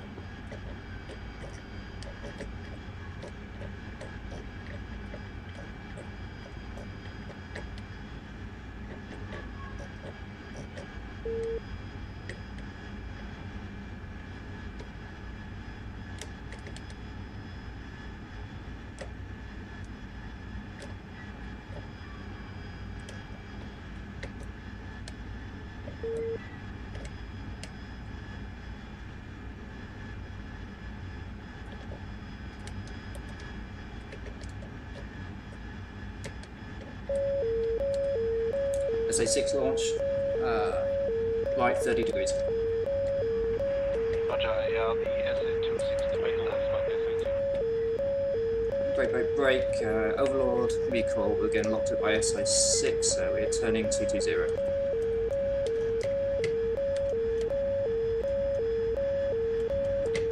Roger, the max power. should be 35 miles from the Comic 1, we've got SA6, spike. Okay, I think we're clear. Maintain this heading, keep climbing.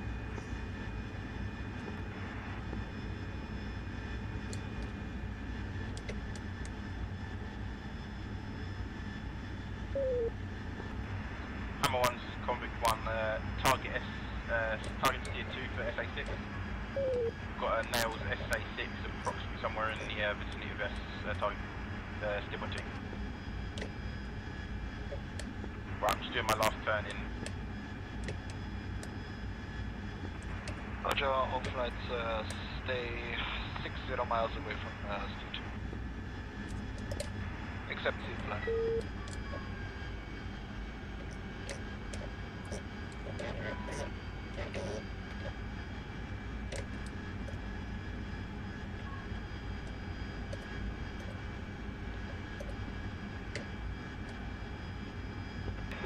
Overlord, Mako 2-2, reading check.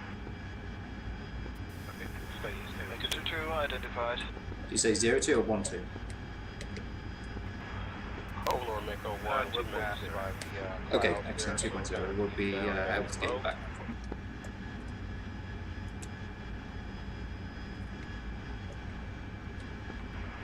Roger, Mako 1, what's your bullseye? Stand by.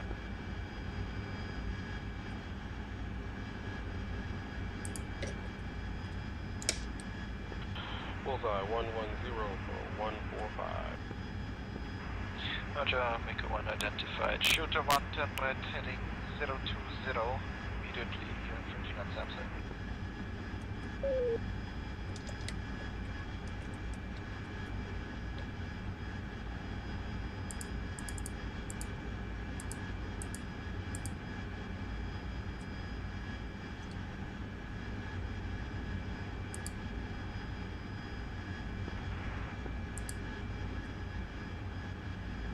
Okay, I don't have the TACAN yet. I'm just going to verify I've got the right TACAN details, but we might still be a little bit far out. Shooter 1-1, break right. Shooter 1-1, copy.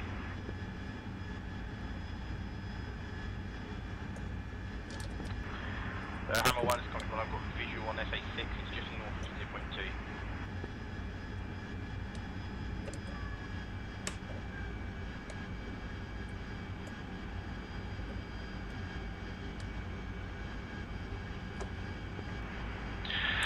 Mako 2-2, turn left direct, steer point 4. Continue.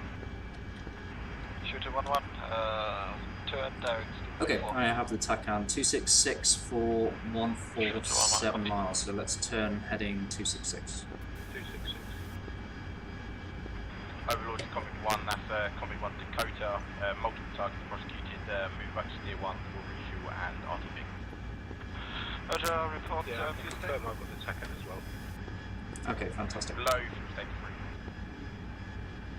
3. Keep the climb Okay, up. roger. We'll still need to get a bit higher. We're probably going to need to be in the low 30s, low to mid 30s. Could you 6? Shooter 1-1, report fuel state. Shooter 1, fuel state 5.2. Yeah, let's aim for 0.35 if we can get there. You maintain your 102% RPM. I'll see if I can keep up with you.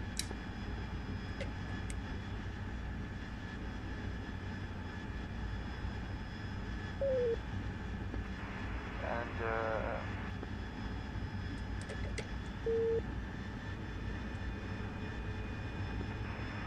okay, Mako 2-2 and Shooter 1-1, contact me on 251 for coordination.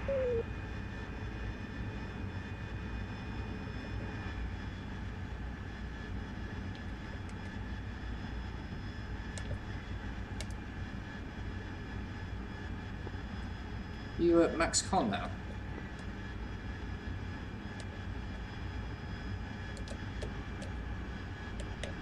Yeah, you'd have to explain that to me. What is max con? So max continuous, so 102% on the RPM gauge. No, I'm at 980 at the moment. Okay, yeah, push that up so it reads 1020.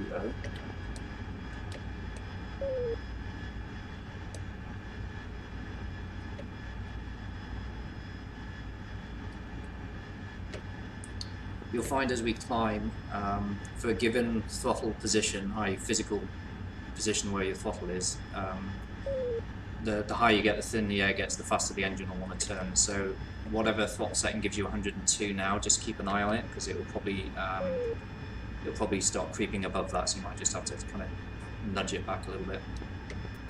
So 1020. Yeah, if you know, you're probably not going to be able to see it if you're on like a Gen 1 VR headset, but between the 3rd and 4th digit on there is a decimal, so it's actually giving you your percentage with 1 decimal point. Oh, I see. Yeah, I got it. Yeah.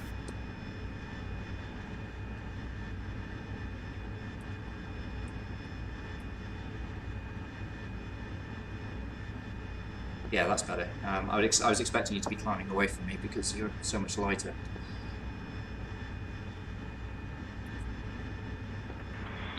Overlord, Mako 1, climb vector text me, please. Okay, that was blocked. Convict 1 first, please. It's Convict 1-1, climb vector for text and ready.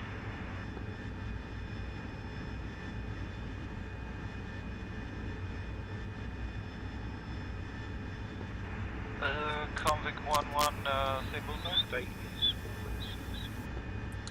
4.6. Roger. Okay, let's level out at 32,000 and Mach 0.7 if we can make it. We're probably knocking out the thrust for that. 240. We'll give it a go. Thank you very much. And Mako 1, say request. If we've still got a bit of a power margin after that, we'll climb a little bit higher. Steer 1 off target, 1's dry, 1's dry run, 2 clean pickle. No BDA.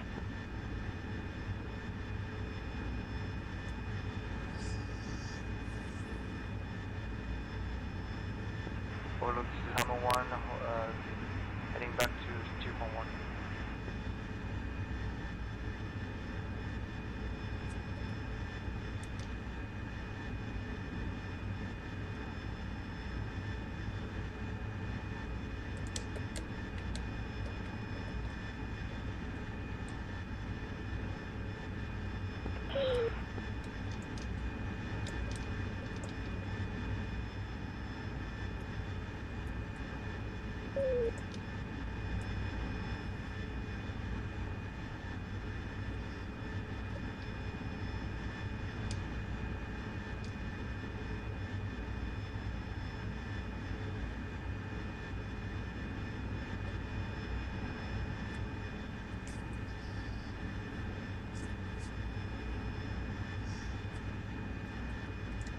Depending on your fuel state, when we start our descent, we will we'll either do a straight in, or we'll crest a straight in approach on 2.7, or we'll just carry on with a brake as normal, and I'll switch to lead.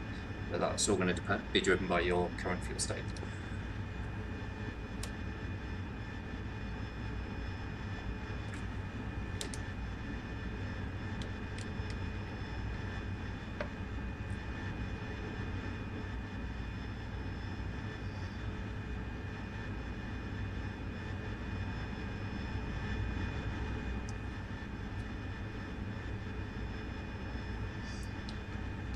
Okay, what's your current Mach?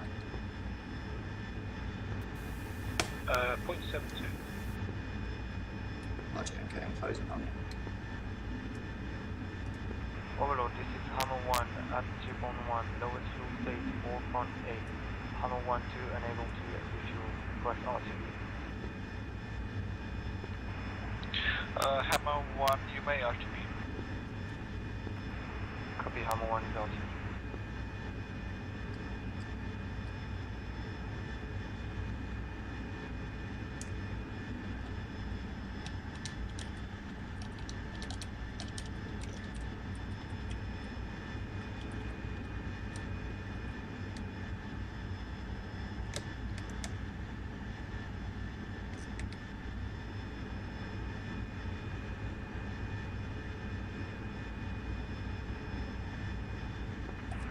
This is Overlord on Uniform 250. Confirm every flight is away from steer point 2. Convict 1's egress into steer point 1. Hammer 1 away from steer point 2 and steer point 1 is RTB. Recall flight close to 100 miles direct to Minot. Step up.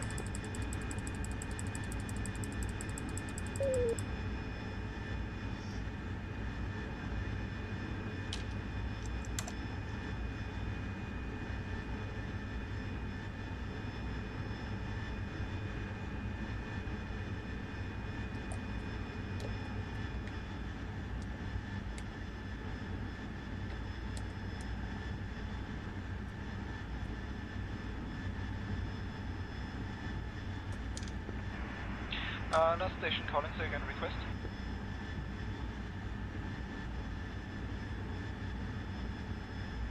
Overlord recoil, I think that last one was me, it wasn't a request, just statement. We are outbound 100 miles from Minad direct. Roger.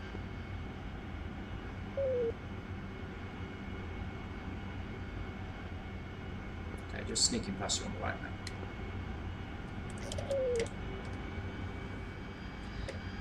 And I'm going to try and maintain 0.68 for best fuel. Yeah, roger. I'm at 0.69 at the moment. Roger. I've dumped all my gas in sympathy with you, so I'm down to 2.6. And shoot to 1-1, Overlord 355. Overlord to 1, direct heading for the Texaco. Shoot to 1-1, continue present heading. Maker 2, I'm going to RTB. Maker to 2 went past steer point 3, steer point, correction, report steer point 3. Maker 2.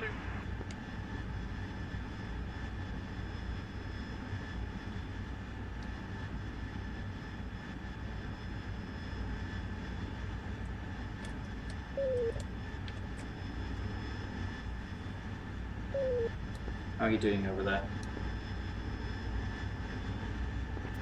Overlord states 1, we dropped it down to 22 to 25 Okay, mate, feet. still good.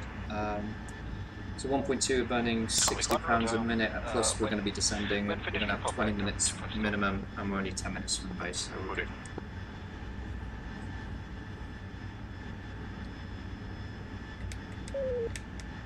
Overlord, this is Convict 1-2, approaching the tanker 2 miles out, range is 20. Roger.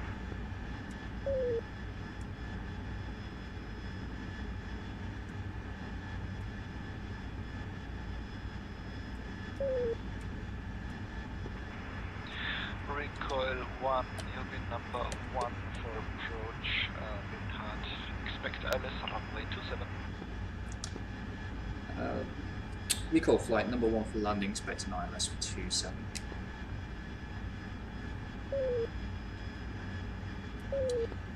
Overlord recall, just be aware we don't actually have ILS fitted. I'm not sure if the AWLS is serviceable at the station, so we'll be doing a visual direct approach into 27. Roger, recoil 1, expect visual approach runway 27.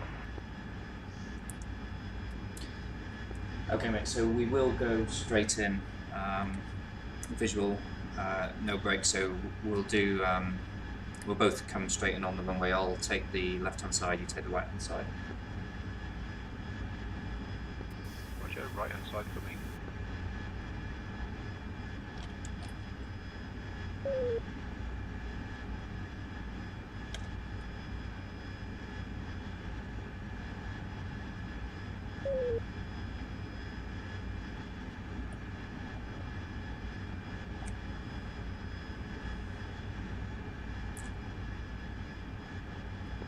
Okay, I'm going to bring us into a gradual descent now, so aiming for... stand by, let me do some mental maths. Aim for 2,500 feet descent.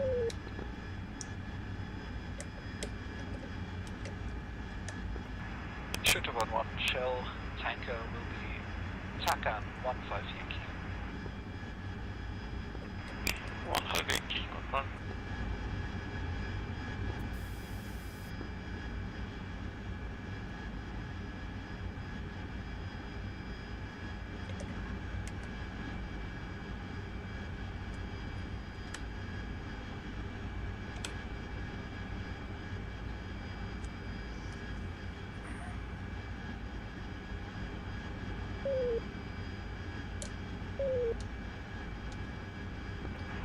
And Shooter 1 for tanker, turn right heading 217. He's at 81 miles, 22,000 feet.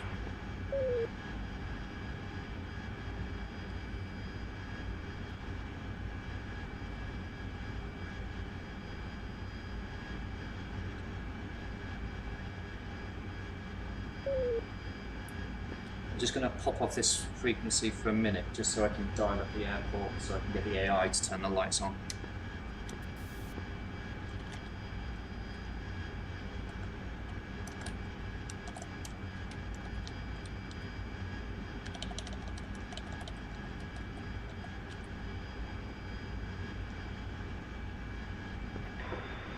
Mako 2 is AFK for 1 mic. Roger.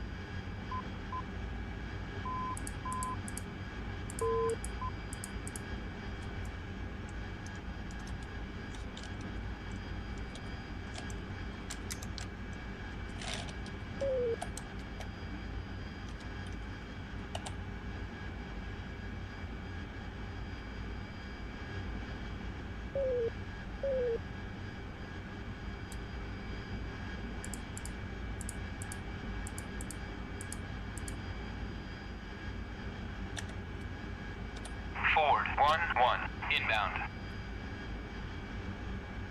Ford 1-1, fly heading 271, Ford forward 5, QFE 29.72, runway 27, to pattern altitude.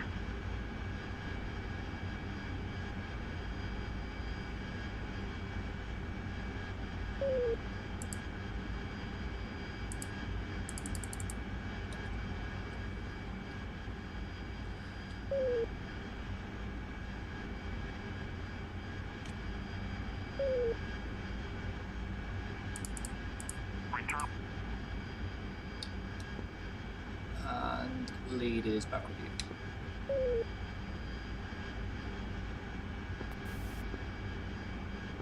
direct Alminat.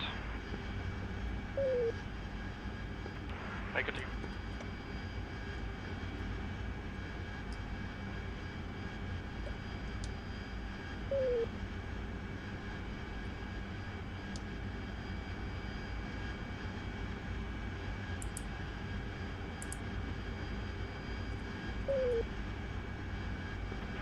Overlord, Mako 1.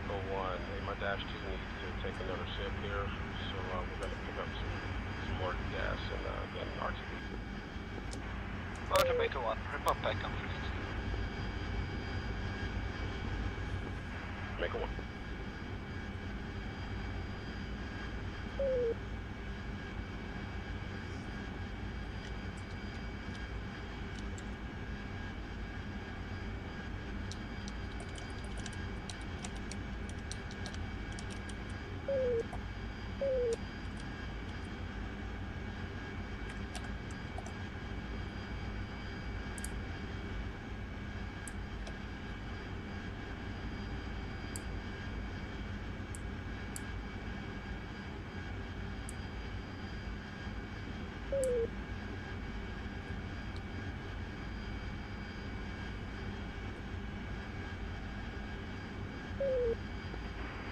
Recur 1, descend 10,000 feet. 10,000 feet for recall. We're descending 10,000.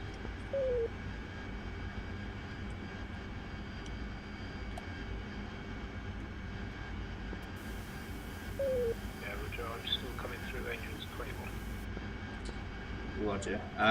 You may want to push 250 on your second box because they're going to vector us in for an IFR approach, and it'll probably be better if you can hear what's going on. 250 on box 2. Recur 1, airfield is your 12 o'clock, 30 miles, contact ATC 255. Copy, pushing 255 recall.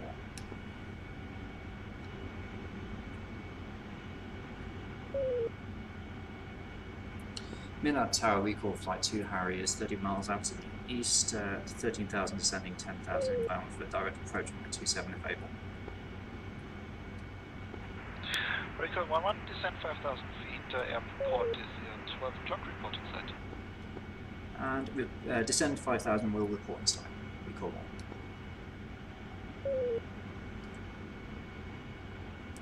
1. Recoil to check in 255.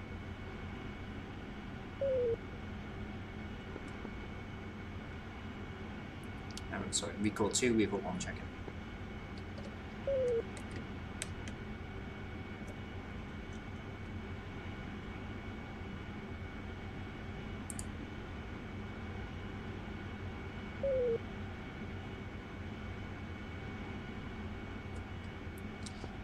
Recoil 2, recoil 1 if you're on frequency, push 255, box 1, 223, box 2.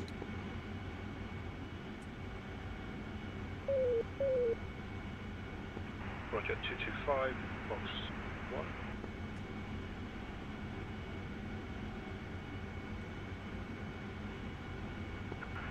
Recoil 1, slow down to approach speed. Decelerating to 50 knots. Okay, mate. Are you on 255 as well?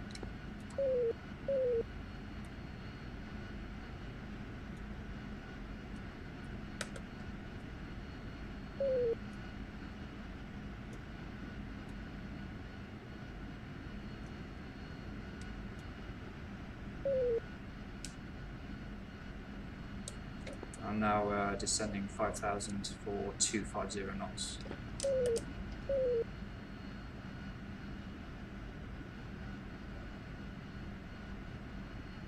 Altitude, altitude. And recoil 1, descend 3,000 feet. Altitude, Descend 3,000 feet for recoil 1. Altitude, altitude.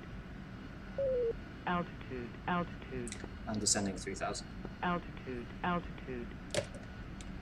Altitude, altitude. Altitude, altitude. Altitude, altitude. Altitude, altitude. Altitude, altitude. Altitude, altitude. Recall 1, confirm runway not yet in sight. Recall 1, not yet visual. Roger, airfield is at 12 o'clock, 17 miles. Okay, disregard last airfield inside. Roger, recall 1-1, clear to visual approach runway 27. Clear for visual, runway 27, recall 1.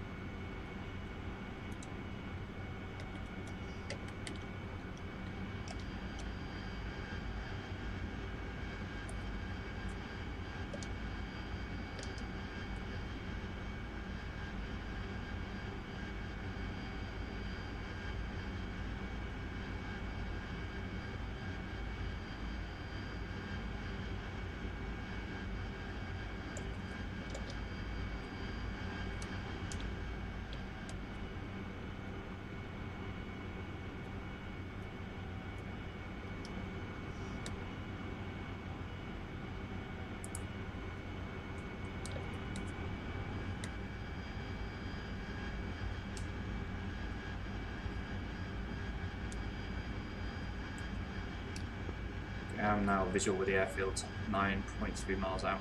I'm going to join for a visual, join the ground slope now.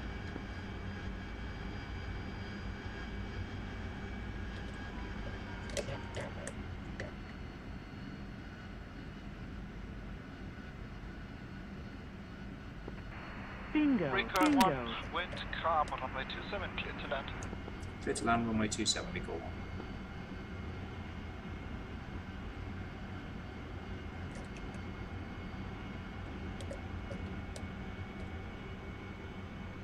And the lights are on if you haven't seen them already.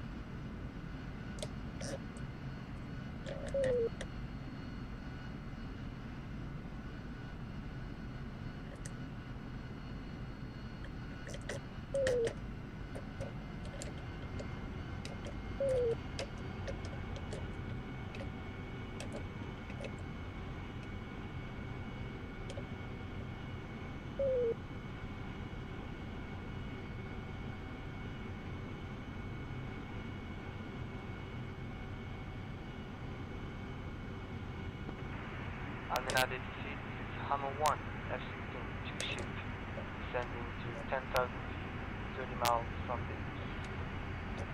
Good to see you back, sir. Hammer 1, descend 5,000 feet, cleared ILS runway 27.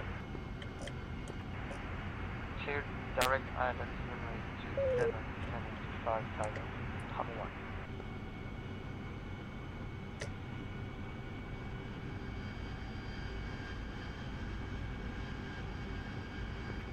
And Hammer 1, report established. When report established, ILS runway 27, Hammer 1.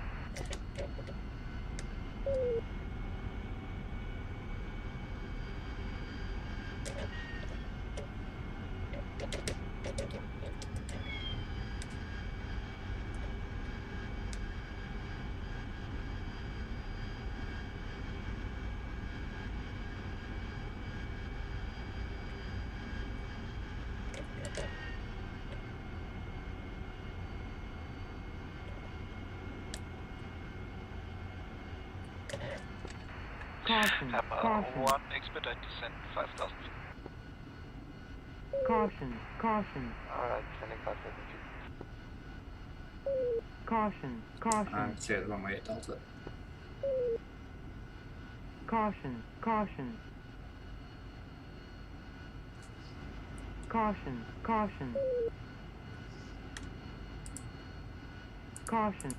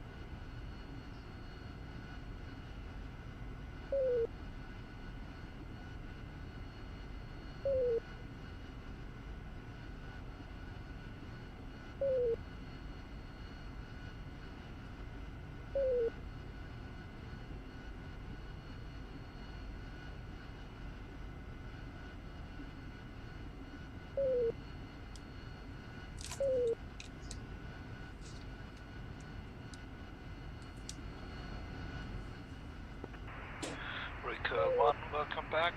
Cleared all the way back into the ramp. And copy cleared for that. Taxiing via Bravo.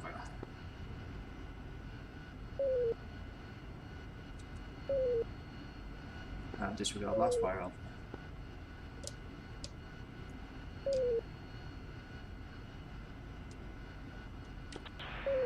I'm in at ATC, Hammer 1-1. Established ILS, runway 27. Hammer 1, wind calm, runway 27, clear to land, check gear down. Clear to land, runway 27, Hammer 1-1.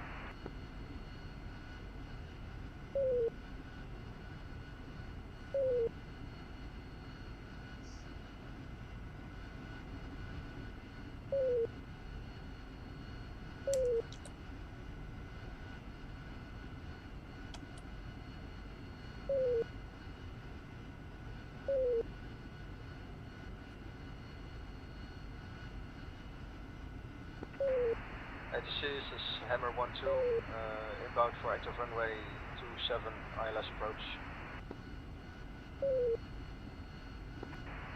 Hammer 1-2, roger. Did you guys split up? No. I mean, we are in field formation 1.52 miles behind. Oh, roger. Hammer 1-2, wind calm, runway 27, cleared to land.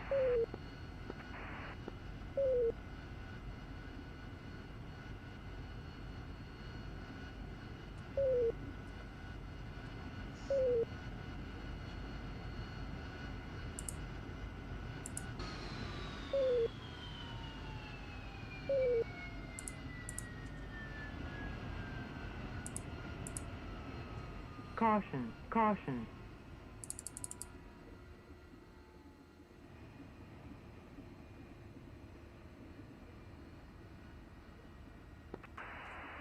I'm in at Hammer 1-1, final Caution. runway 27. Caution. Fuel control. Fuel control. Limiter off. Limiter off. Caution. Caution. Fuel control. Fuel control. Hammer 1-2 on final for failure. Limiter off. Limiter off. Caution. Caution. Hammer 1-2, follow the F-16 under 12 o'clock. Fuel control. Fuel control.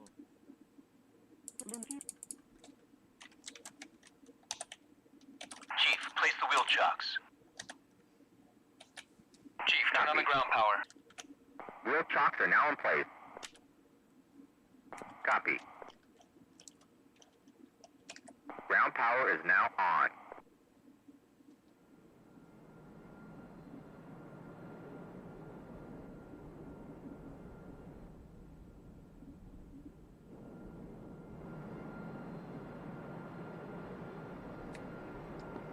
You still with me, mate?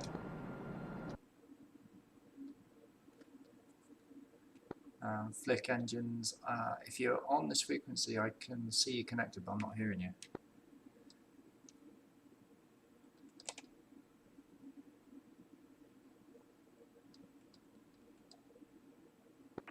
Yeah, I'm still here. It's just a long taxi. Oh, yeah, don't worry about where you end up for parking. I was a bit worried. I saw that you'd parked up, but you've been comm silent for the last 20, 30 miles, so I was trusting that you were hearing but not able to talk. Yeah, I think I was on the wrong channel. So many things to think about. Yeah, there's a lot going on there. You've done really well. I'm impressed.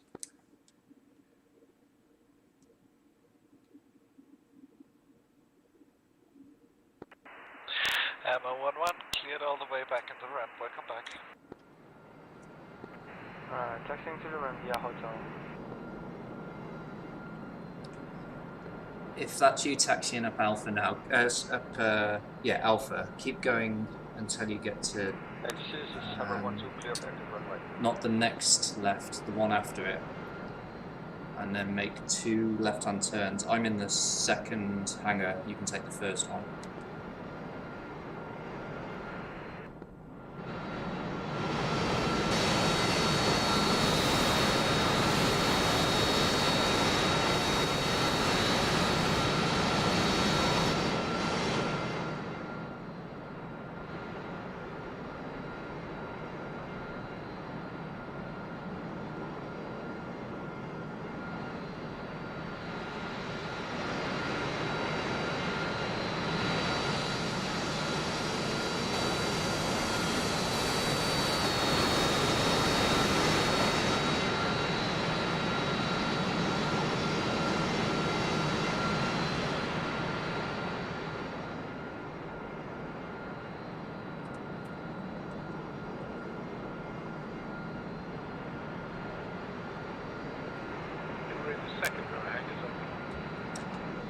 I've just taken the, as you make the left turn, there are the 2 rows. It's the first row that I'm parked in on the left hand side.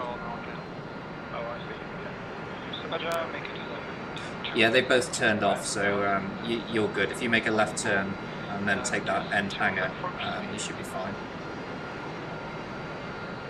Providing they don't take it first.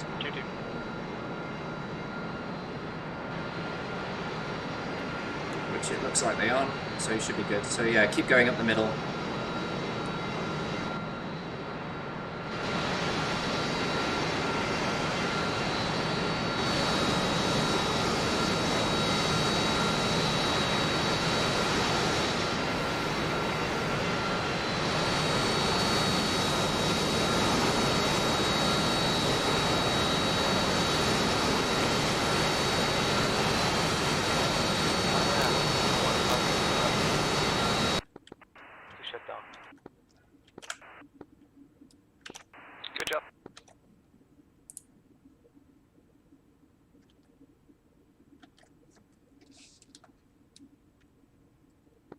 Alright, Hammer 1 shutting down. I'll see you at the cafe.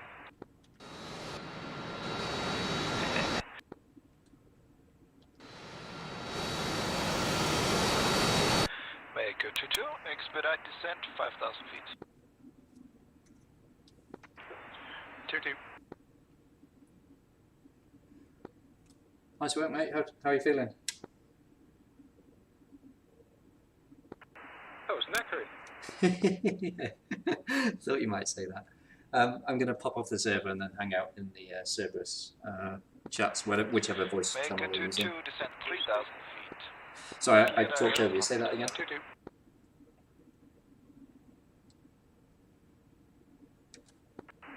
Maker 22, descent 3,000 feet, cleared LS runway 27. 22.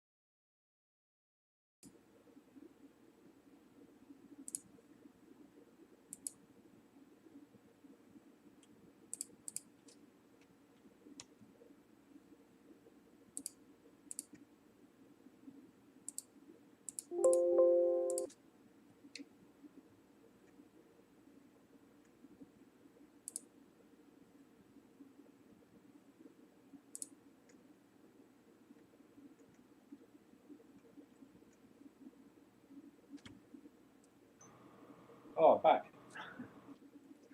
Yeah, me too. Can you hear me all right? Yeah, I can hear you good. You guys are on Discord. If do you want to jump into a different channel for a time being, sorry. Yeah, we'll go.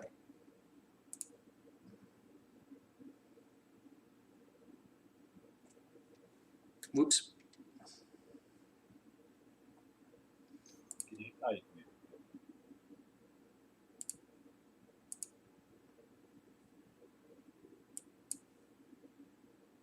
I think I look a mess. I think I sweated so much in that those goggles. Yeah, I turned the air conditioning off just before the flight, which was definitely a mistake. Become a score. What was that, mate? Did we kill many things? I'm just going to bring up the TAC view now and have a look. Give me 1 second. You can share that. Yeah, we'll be able to. Stand by.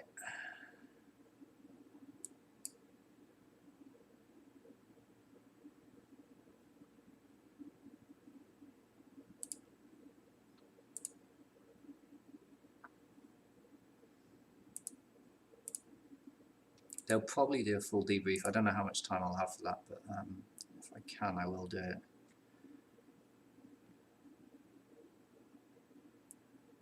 Okay, let's see if I can share my screen.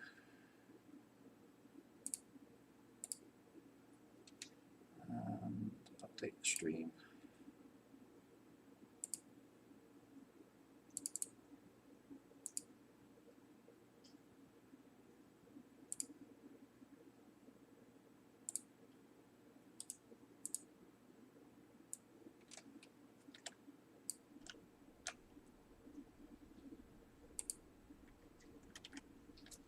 Hold on, there's just a little bit of weirdness happening. Let me try and fix this.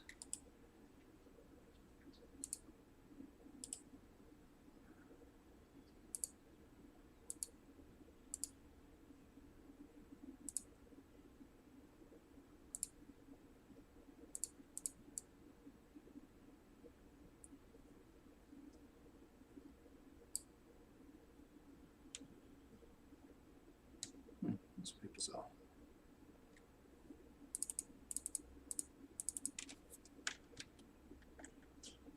Can you see the shared screen?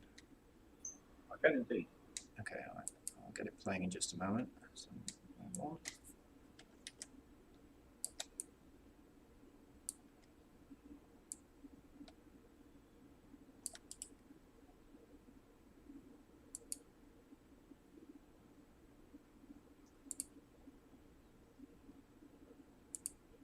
What's the brown line like profile? yeah, the square in the middle, I think that's just different map textures. No, but in the graph above, like profile. Oh, the graph. Yeah, that's altitude and Mach. That was when I was doing some range testing earlier. That's why I've left that up there.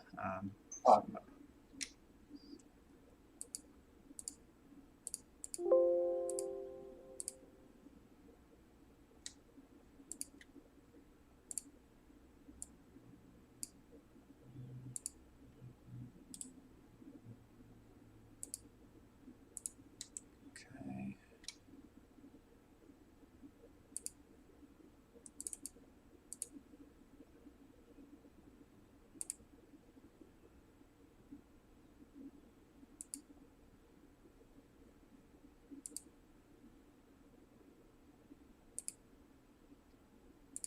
Yeah, that's odd. Never mind. Let's leave it as is.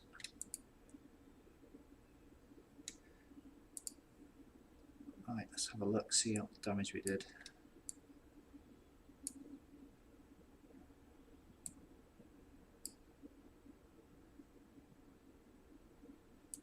So I'm taking it was nearly impossible to maintain visual if I had lights off, was it? Oh, yes. As soon as you turned your lights off, I was having to peer around my HUD. Right, okay. Well, that's good to know. Yeah, it's not ideal if, in order to maintain visual, you've got to be on the stern for the FLIR to work. That's suboptimal. I didn't realise I had a targeting pod until I was on the way home. Oh right, yeah. I mean, the Tom and I did talk beforehand about the setup. So the original briefing that he gave out did have us with the targeting pod. So I kind of I just thought, oh, I'll get rid of it. But yeah, I realised that might be asking a little bit too much. All right, okay. So let's start the refueling. If you've never refueled in the Harrier, this was a huge ask of you to night refuel in a Harrier, having never done it before. So I think we made the right call by knocking it off and doing some quick maths. So yeah, because I made it back to the hangar with 300. Okay, I mean, I was expecting, yeah, somewhere in the region of 5 to 600 when you landed, but obviously you probably used a bit more than I calculated for the taxi and the descent. All right, so were you following me visual on this, or were you just following? Yeah. Okay. Visual. Yeah. Right, so it looks like, and I did suspect that this was going to be the case, that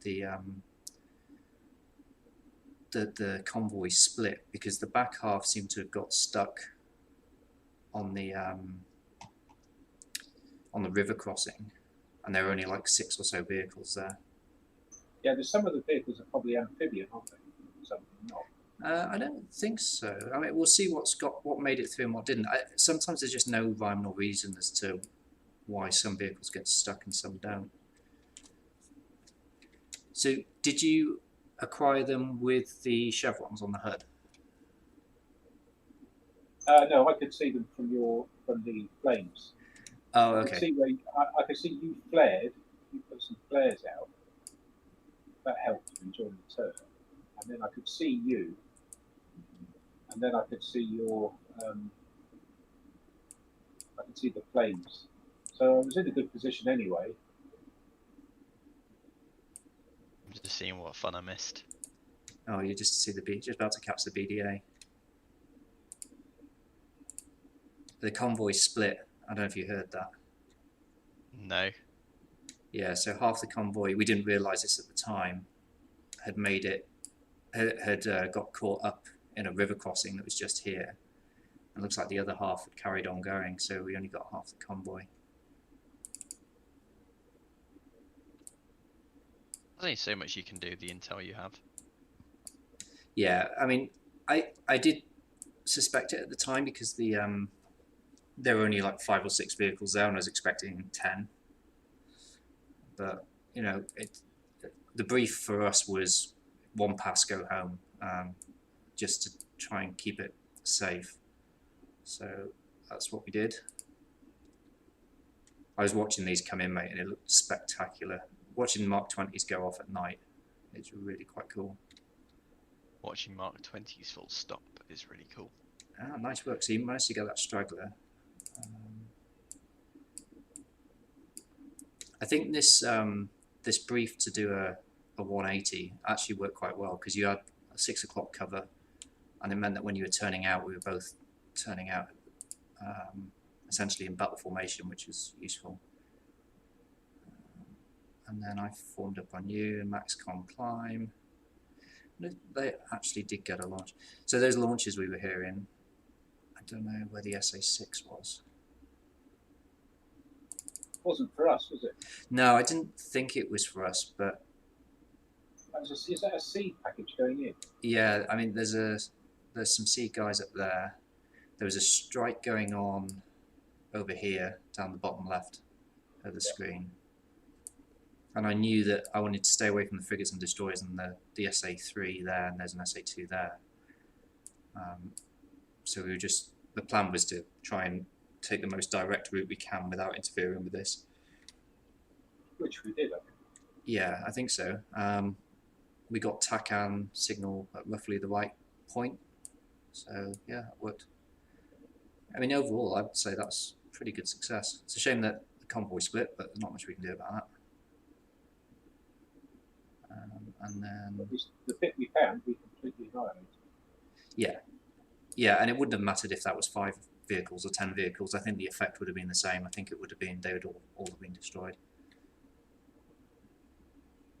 What is that line coming out from your... Oh, that's what my HMD is, which direction my HMD is. It's actually really useful, especially when you're looking at dogfights and stuff like that, because you can see what you're looking at and what you miss. I was about to say HMD. You mean just your head? Last time I checked, we don't have an HMD. I wish. Oh, all right then. Helmet mount display. This is not, but. Okay. That's a bit cool, though. It is actually really cool. Who appeared behind me on the taxiway? I think that was a couple of Vipers. Stand by, I'll show you what this looks like. I'll get rid of this. It was some Vipers because I did. So I saw everyone was still in the chat, and I was like, "Oh, I've missed out on a long, on a long mission as well." And yeah, I jumped in and I had a look, took some screenshots, but you guys had already landed, which is annoying. I'll try and get the track file, the actual server track file from Tom, because I mean, getting screenshots at night is really difficult at the best of times, but I might be able to get something. That's a great one of the tanking, of the F-18's tanking. Oh, cool.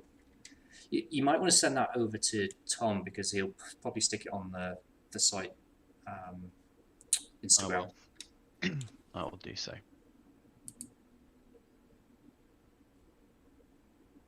What is that kind of that arrow stick? If you look. Where are you looking at? On the bottom? No, I think it's kind of actually where it's like above you technically in the cockpit. However, this is really cool watching what your head moves. I'm not sure what you're looking at. I can't see it at the moment. I have a feeling it's meant to mark the top of the cockpit, and it's maybe if you're in BVR, or no, sorry, if you're in like ACM and you're in TAP view, it can be a reference to where the plane is. Otherwise, I think that's right. Little symbol there. Because if you imagine if you're in TAP view just looking at emptiness, you're like, hang on, where is that relative to the aircraft?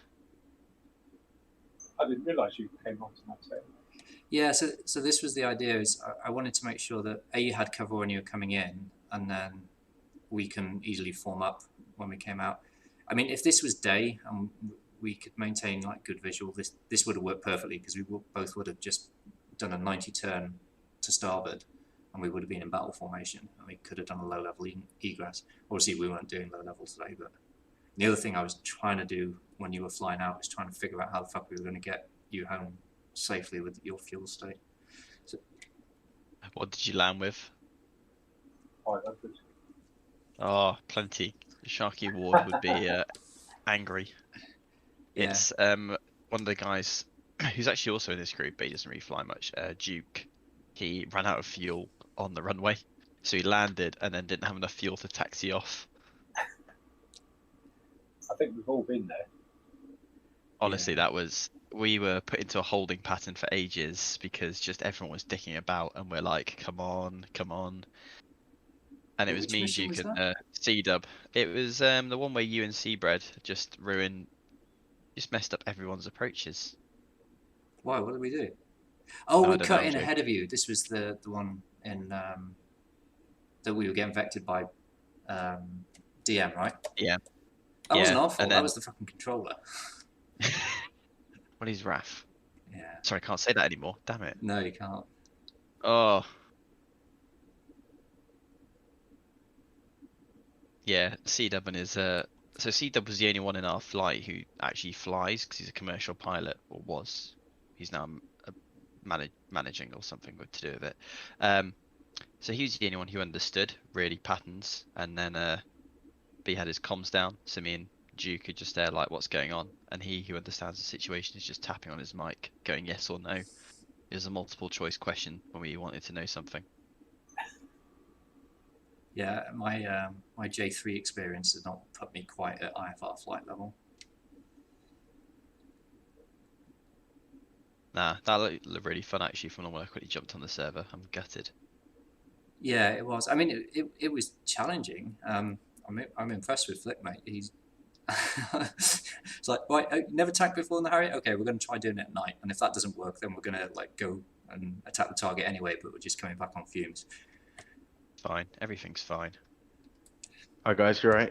Hello, mate. How you doing? You alright, mate? Yeah, all good. Sorry, I didn't mean to be short with you earlier on. I felt like that. I was basically I've today for some reason I decided to do it today. Is make a free monitor setup, and I haven't set my brightness settings or anything. So for me, everything was like literally pitch black. And me being the idiot that I am, I forgot my night vision. So like I was sort of when you was on Discord, I was trying to air to air refuel because I had like £800 left, and I couldn't see anything, and I was starting to panic a little bit. Yeah, don't But, worry. I as I hit press to talk, I thought, "Oh fuck, this is probably not a good idea." And then you jumped on. I was like, "Yep, let's move." No, it's fine. It's my bad. Sorry. The last flight's literally going in for their landing now, and then we'll do the debrief, and then we'll go from there. But I'm literally sweating buckets. That was horrific. Yeah, all three of us. Yeah. All right, cool. I'm gonna hop down, but I'll if you guys want to stay there and I can just drag you down, I'll just jump up and drag you down when we're ready to go. It'll be probably like 5 minutes if that. Yeah, take your time. We're just chewing the fat. We're not actually doing anything constructive. Fantastic. Cool. Catch you in a bit. Oh, sounded really fun. Yeah, Eta. What I think I was asking Harkin, I was like, I'm gonna be late, mate. But if it's just me and you, just chin it off because I've got stuff to do, and it's rather not waste our time. And I think it was only one other person that was like, nah. I think we'll take a break this weekend. Because to be fair, we've had like a really good turnout for the past 2-3 weeks. Yeah, I've got a feeling people just aren't motivated to do. So we got shit turnout when I did the time on target training exercise on Wednesday, and people just don't like time on target. Yeah, exactly. And we were going to do the same again today, and people were like, "Nah, fuck that. That's not sexy." Yeah, I think that's very much Hey, like guys. the case. Sorry to interrupt. The debrief's gonna start. Okay, no worries. Yeah, Tom said he was going to drag us down, but we'll jump over now. Yeah, I think it's come to you. Okay, Yeah, we'll yeah. go this way then. I think we Okay. Let's start dragging people up and yeah. Anyway, all right. Well, obviously, that was I don't know how anybody else had that. That was a pretty horrific for my side, but it was also good. I'd just say before I say anything, I just want to say like hats off to everyone. The comms were pretty clean today. That was especially for the bar cap. I was again overly impressed with their comms, the way they handled that. You basically bear in mind that you're 2 planes down, so there should have been an extra 2 planes on bar cap, and you handled everything there pretty well. And so again, really good job all around. All the strikes went in as planned. Hammer provided excellent seed support there. Obviously identified that SA2 wasn't up, but stayed on station. When we got the SA6 now, they dealt with that pretty quickly. As well as the SA2 is fantastic. Obviously Rico again, low level at night, identified that convoy and smashed that, and we managed to hit a fair few of the boats. And I again, I didn't manage to see or hear if Mako got through, but I did hear that they did get a pickle on the target area. So again, it'd be really good to see that. But no, overall, just fantastic work all around. Really challenging conditions. I know I see that the data link, the nighttime data link bug has reared its ugly head again. I didn't know if I was the only one that got that. Yeah, I have no data link. Big data link problems. Yeah, me as well. It's just a standard nighttime thing on Persian Gulf and Syria. It seems like we've had this before many a times, and it's just But it is what it is. Right. Okay. What I'll do then is we'll do a quick run through, talk through of the flights as per. What I'll do is I'll play the tac view of that flight as we talk through it, so we're not reciprocating and wasting time and everything like that. So obviously start off with Convict 1 then first. So obviously, if everyone wants to just jump on my screen when you're free, and we'll go through it. Ultimately Convict 1, so really congested airport. Cookie did a fantastic job of managing that. So obviously good job there. Obviously we had I know we had some connection issues and bits and bobs issues, but again that was mediated. Obviously I know I think it was the first flight managed to take off fine, which was Daniel, so that was good. I know that then obviously engines and Flick sort of went onto the runway and broke off to the left to make room, and we did the same there to make room for the rest of Mako flight, which is good. Obviously, again, Recall Flight did a good job there of just making sure that was all good. So we did that. So yeah, so we took off. We took off on for the departure, and sort of flew to steer point 1. Is that us? No, that's not even us. That'd help, wouldn't it, if we got the right people? There we are. Obviously flew towards the flew towards the holding point. Obviously at this point we was waiting for we got to the holding point and we waited for the flights going, and a good job as well, guys. So this is why it was so important to make sure that we maintain our altitudes and our separation. If you can see how busy that is there, you wouldn't have even noticed that really. Well, you probably did on USA if it was working, but because we managed to because everyone maintained their correct altitudes, there wasn't any incidents. So it's a good job there. As you can see, it looks bad, but you guys should have seen my screen. It was an absolute clusterfuck. But yeah, as I said, that's what the hold points are there for. So a fantastic job, everyone there from holding it, and excellent flying from Raptor. So at this point, we said that we were going to go in, attack sort of one at a time, and then sort of just egress, just do an egress right. I said, don't worry about staying in formation, just continue to do it into your Dakota, and we'll stay in that sort of right-hand pattern, and then we'll sort of rejoin. So we both started attacking the ships on the point. We got four hits, both of us each, clean. So we destroyed two of the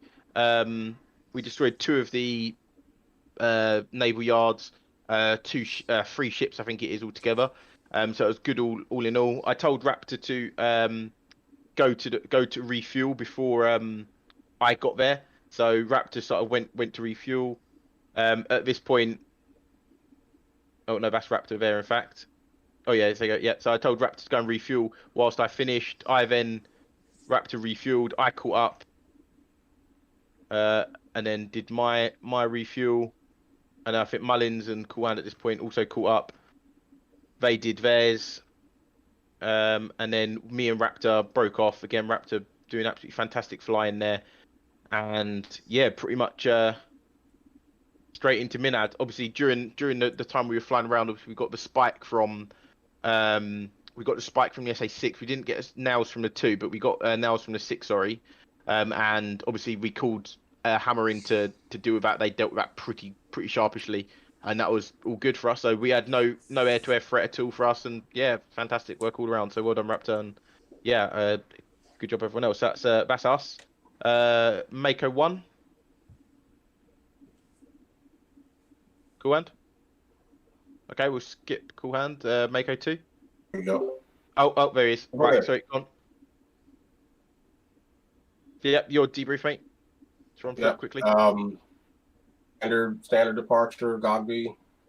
Mullen did good hanging with me there.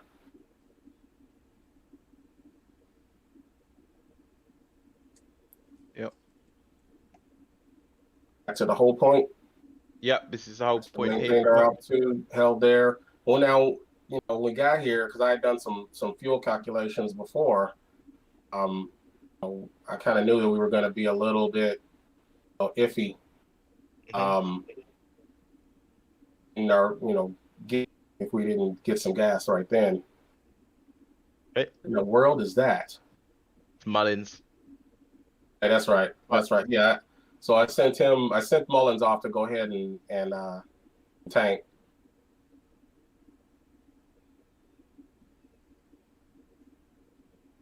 And we both connect.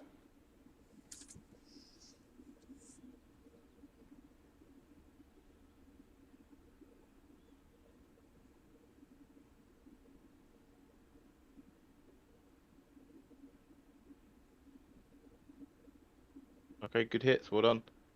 Yeah. So you had a dry run. You said you had a dry run. I remember hearing you say that Mullins had a hot run. Yeah. Yeah. Yeah, that's fine. I heard you say that over comms, and then you picked up some more fuel on the way in again, on the way back. Well, he did. I didn't need to. Oh, okay, right, fair enough.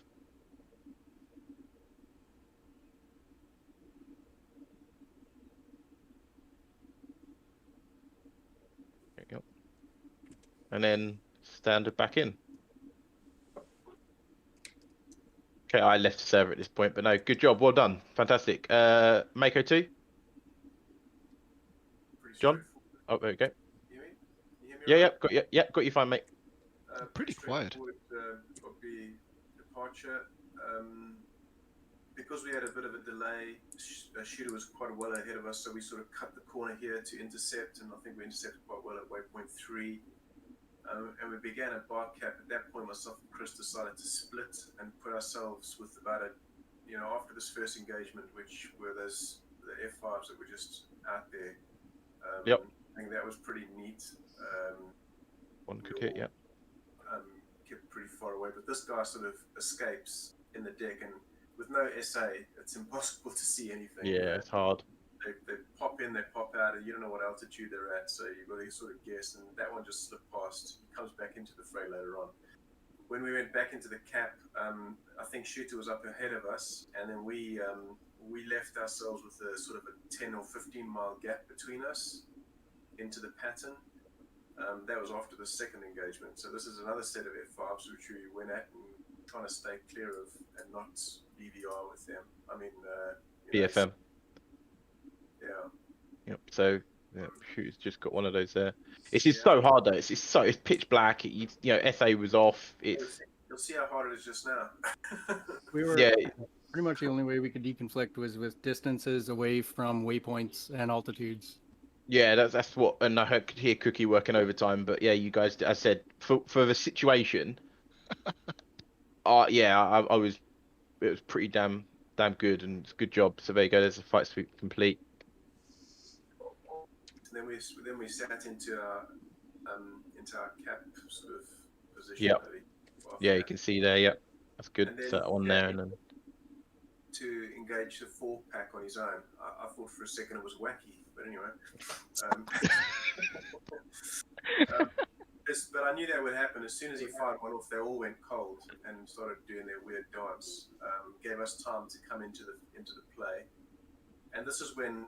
I mean, it was just horrible because those things were popping onto SA and then popping off, and they were popping onto radar and then popping off because these Mirages jam, I think, or you just lose radar lock with them, and then they just.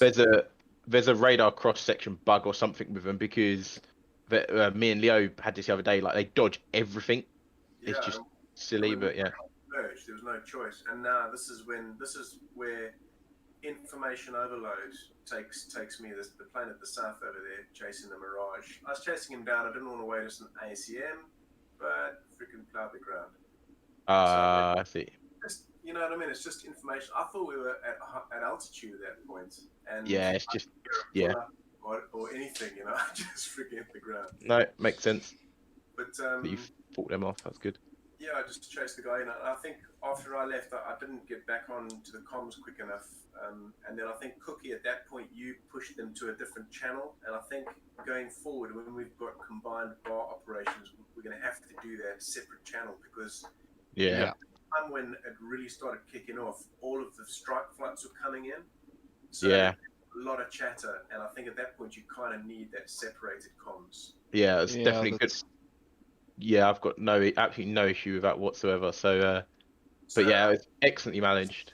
I think what we did was we stayed high and slow while we were in our holds, etc. So I don't think Chris needed to refuel on the way back, but that was the plan. We wanted to avoid refueling if possible. Yeah. So, what did you land with, Chris, by the way?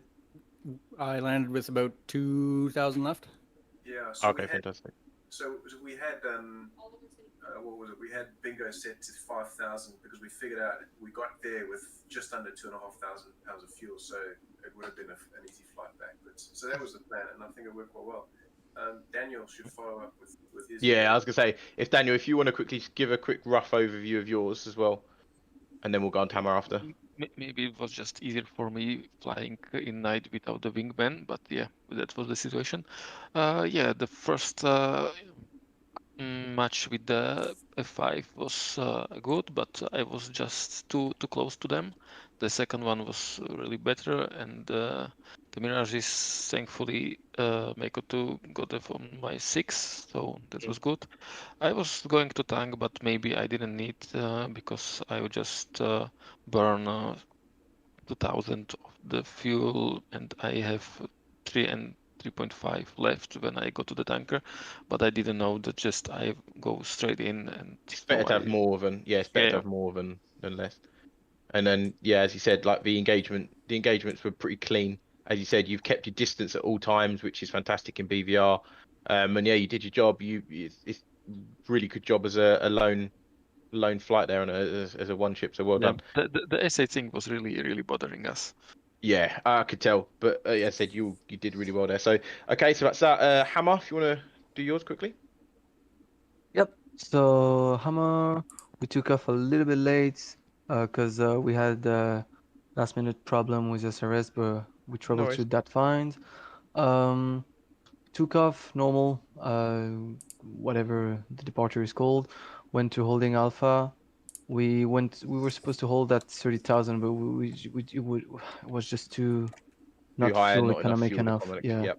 Good So shout. we reported that we were back to 25,000 for in the confliction. Then at Sulfur, we pushed. I think you can forward a little bit. Yep. We pushed at that point. Good mission design here. We looks like the SA2 was deactivated, so we stayed in the area in order to try to reactivate it. So we went back for here, tried to do any radar manipulation to try to reactivate it. Was no joy. And then the SA6 came up. We turned back in. Van Beek took the SA6. I took the SA2 that in the meantime had reactivated. I think we got one SA6 and one SA2. After 2 harms, just to be sure, I think Van Beek only shot 1. One went over because the SA2 was deactivated. This one was I couldn't have it. I didn't have any nails after the first one, so I guess we that didn't one have it. never Well, activated. we were flying overhead all the time, so we didn't have any nails, which is really good. Yeah. So so well done on that. We definitely got nails, and I've one of us was like 6, well, so so well done on that. That so needed to go. we dealt with that, and then pretty good job here, Van B, because that was like kind of MQT level, and you did great.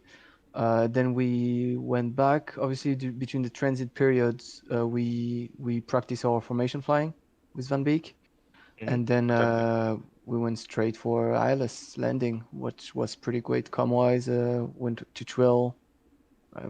Literally, everything was good. Fantastic, excellent job. And Rico, if you want to do a quick overview of yours, she was quite interested actually because the stuff you did. So the plan for this, for us anyway, was to try and go in as light as possible, quick in, quick out. We knew that we didn't want to be messing about underneath the sand nets and under F5s and Mirages, but the plan was we could take a little bit of risk. So if there was still stuff that was active and we had visual on target, the plan would be to still go in.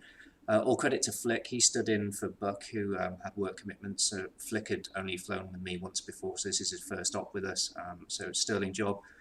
I knew that we had about 5 minutes on hold before we would have to push to give us a comfortable fuel margin. I declared that relatively early on, and then Overlord vectored us out direct to the tanker. Flick's never night tanked or never tanked an AVAB, and certainly not at night, so that was a big ask. So we had a no shit, right, let's knock it off now. I got a full tank of gas, and I think Flick knocked it off at 3,700. We did some quick maths and decided that we were still good to go. So we went direct into the IP, which I think was steer point 3, and I preset the nitrous and oxide in the nav kit. So the idea was we're just going to follow the NSEC line and just see if we can find anything. Picked up the targets pretty quickly. When I saw them, I saw that the vehicle was stuck in a river. So I suspected at the time that it might be that the convoy might have split. And seeing it now, that is the case. So we lined up, went in. The plan was to do 1 run each, 6 Mark 20s low level, I was going to come in first and then do a 180 to come back to protect number 2. Number 2 was going to come in and then run another line of Mark 20s off and to finish off any targets, which he did effectively. And then once he was inbound or just about to pickle, I turned back in. We did, I mean, at daytime, that would have been just an in-place 90 for both of us to put us in battle. But at that point, the next crocodile that we had to deal with was Flick's fuel state. So again, a bit more maths just to make sure we had the gas that we needed. Decided it was good, so we cut the corner once I knew that we were clear of the SAMs. And then, yeah, IFR direct to Minad. So I'm pretty happy with that. Shame that the convoy split, but there's not really much we can do about it. Yeah, there's not much you could do about it. And to be honest, with the at that point, with the risk of the fighters and the SA as well coming in that close to the 6s and so on, that's probably, I mean, there's only like what, how many we got here? 1, 2, 3, 4, 5 out of 10, I think it was, or something like that. So again, pretty decent result at night, to be honest. That'll do enough damage for there. But yeah, and finally, Overlord. Phew. So this mission gave me a run for my money, actually. Okay, so the departure was a bit botched. Well, I cannot point fingers at Chris because he obviously had some issues with his, I think, controls it was, but that got figured out quite quickly. Flight got directed outbound via Gogby. I'm not sure if Recoil Flight actually has the charts, so I just told them straight out and that's it. Yeah, the other, while the rest of the flight was holding at Cap, no, not Cap Alpha, Hold Alpha, Shooter 1 and Maker 2 went inbound and swept the area. And, well, once the first, what was the first call again? I think it was magnesium? No. Sulfur. Oh yeah, sulfur, exactly. Well, once that was called, I directed Hammer 1 in. Hammer 1 sweep the area clear. I already suspected that the SA6 or SA2 was sleeping, so actually told them all the flights 3 times minimum. Yeah. Beware, yeah. So yeah, everyone went inbound as briefed. Nothing much to tell about that. At one point, I think it was Shooter 1 infringed on the West Samnet, which is the Bandai Jask exactly, and triggered 2 F5s.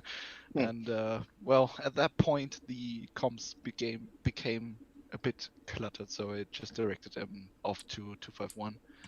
And from there, we coordinated it. And basically, I just used those my 2 airplanes as more or less as bait to bait them away while the mission was still ongoing. Yeah, that worked out pretty well, and everyone RTB comms stellar. Well, not as perfect as I wish to have it, but getting that's better. That's you. So every time, yeah. And there was 1 or 2 times where I had to confirm you read back the instructions, but that was pretty much it. And I'm quite happy with your and my performance. Yeah, no, it's thank you very much. But no, overall, guys, as I said, absolutely, I'd say really good job. A few, again, like we said, a few working points. Oh, sorry, go on. No, I was coughing. Sorry. Yeah, just a few working points. That is obviously, again, just making sure, obviously, especially when we've got a lot of call signs on the net like that, just making sure that we are obviously making sure we are listening and not switching off. I understand it's hard when you're speaking to your wingman and then someone calls you might miss it. I completely get that. Just trying to make sure that we do listen in for that so that we're not missing calls and stuff. So that was that. Other than that, comms throughout was pretty decent. Again, I didn't expect formation flying to be 100% perfect throughout because again the conditions were pretty horrific for that. I mean, especially in that sort of tactical sense with that many flights. Obviously, again, like I said, well done for the majority of us of holding the altitudes at the hold points and so on and so forth. Obviously, again, if you did go squiggly a little bit, that's absolutely fine, but you've got to be aware that regardless of what you're doing, obviously you can't see it at night, so you don't really know. But as you saw on attack view there, you could see that if people were breaking those altitudes, going up 1,500, down 1,500, something like that, you can see how it could cause issues. It's with the amount of traffic that's in the air. So it's just so important, even if you do lose formation at those points, that you do just try and maintain that altitude and so on. So that was that. Other than that, I really haven't got anything massively to add to that. Obviously, I know you guys have all been training pretty hard. Oh yeah, at one point, if I may. Actually, 2 points. When I'll tell somebody something that actually needs to be wrapped back, please do not call in between. If that makes sense, you know what I mean? Yeah, I think I'm a criminal of doing that. Yeah, if it's not urgent, just be more or less patient. And the other thing was, what the fuck was those two F5s doing? I've posted it in the media channel. Not a clue. I think they wanted to have a little tour over Dubai. Yeah, exactly. I was on the verge of I was already directing Maker 2 flight, was it? Oh no, Maker 1 to getting ready shoot them down. But yeah, Holy no, shit. it's a good job. Yeah, But that no, was it. other than that, guys, just as I said, keep pushing forward. Just really nail down these IQT bits that we're getting there. We'll be moving on to MQT stuff. As we've sort of said there was some already MQT level stuff already there. So we'll be going hopefully in the next sort of 2 to 3 weeks, moving on to the more advanced sort of stuff. So that was that. Obviously, any feedback for myself on the mission itself? Was it too hard, too easy? Any sort of feedback at all? Nicely done in the smart SAM system. You're gonna have to explain me how you did that. Quite good. Yeah. You didn't I have thought that you from did me? a great job setting everything up there. Good job, man.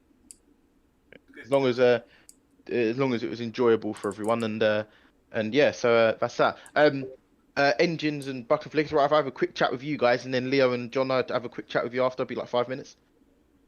If you've got time, if you haven't, Make it 4 and 52 seconds. Right. Yeah, just a question for everyone who was flying with night vision. Anybody? I had it fitted, but I don't think I used it. I used it. I'm going to say yes, I did have it with me. I didn't leave it at Minad. It's a proper Black Hawk down. It was a proper Black Hawk down moment. Like, I'm not going to need that. I've got HMD.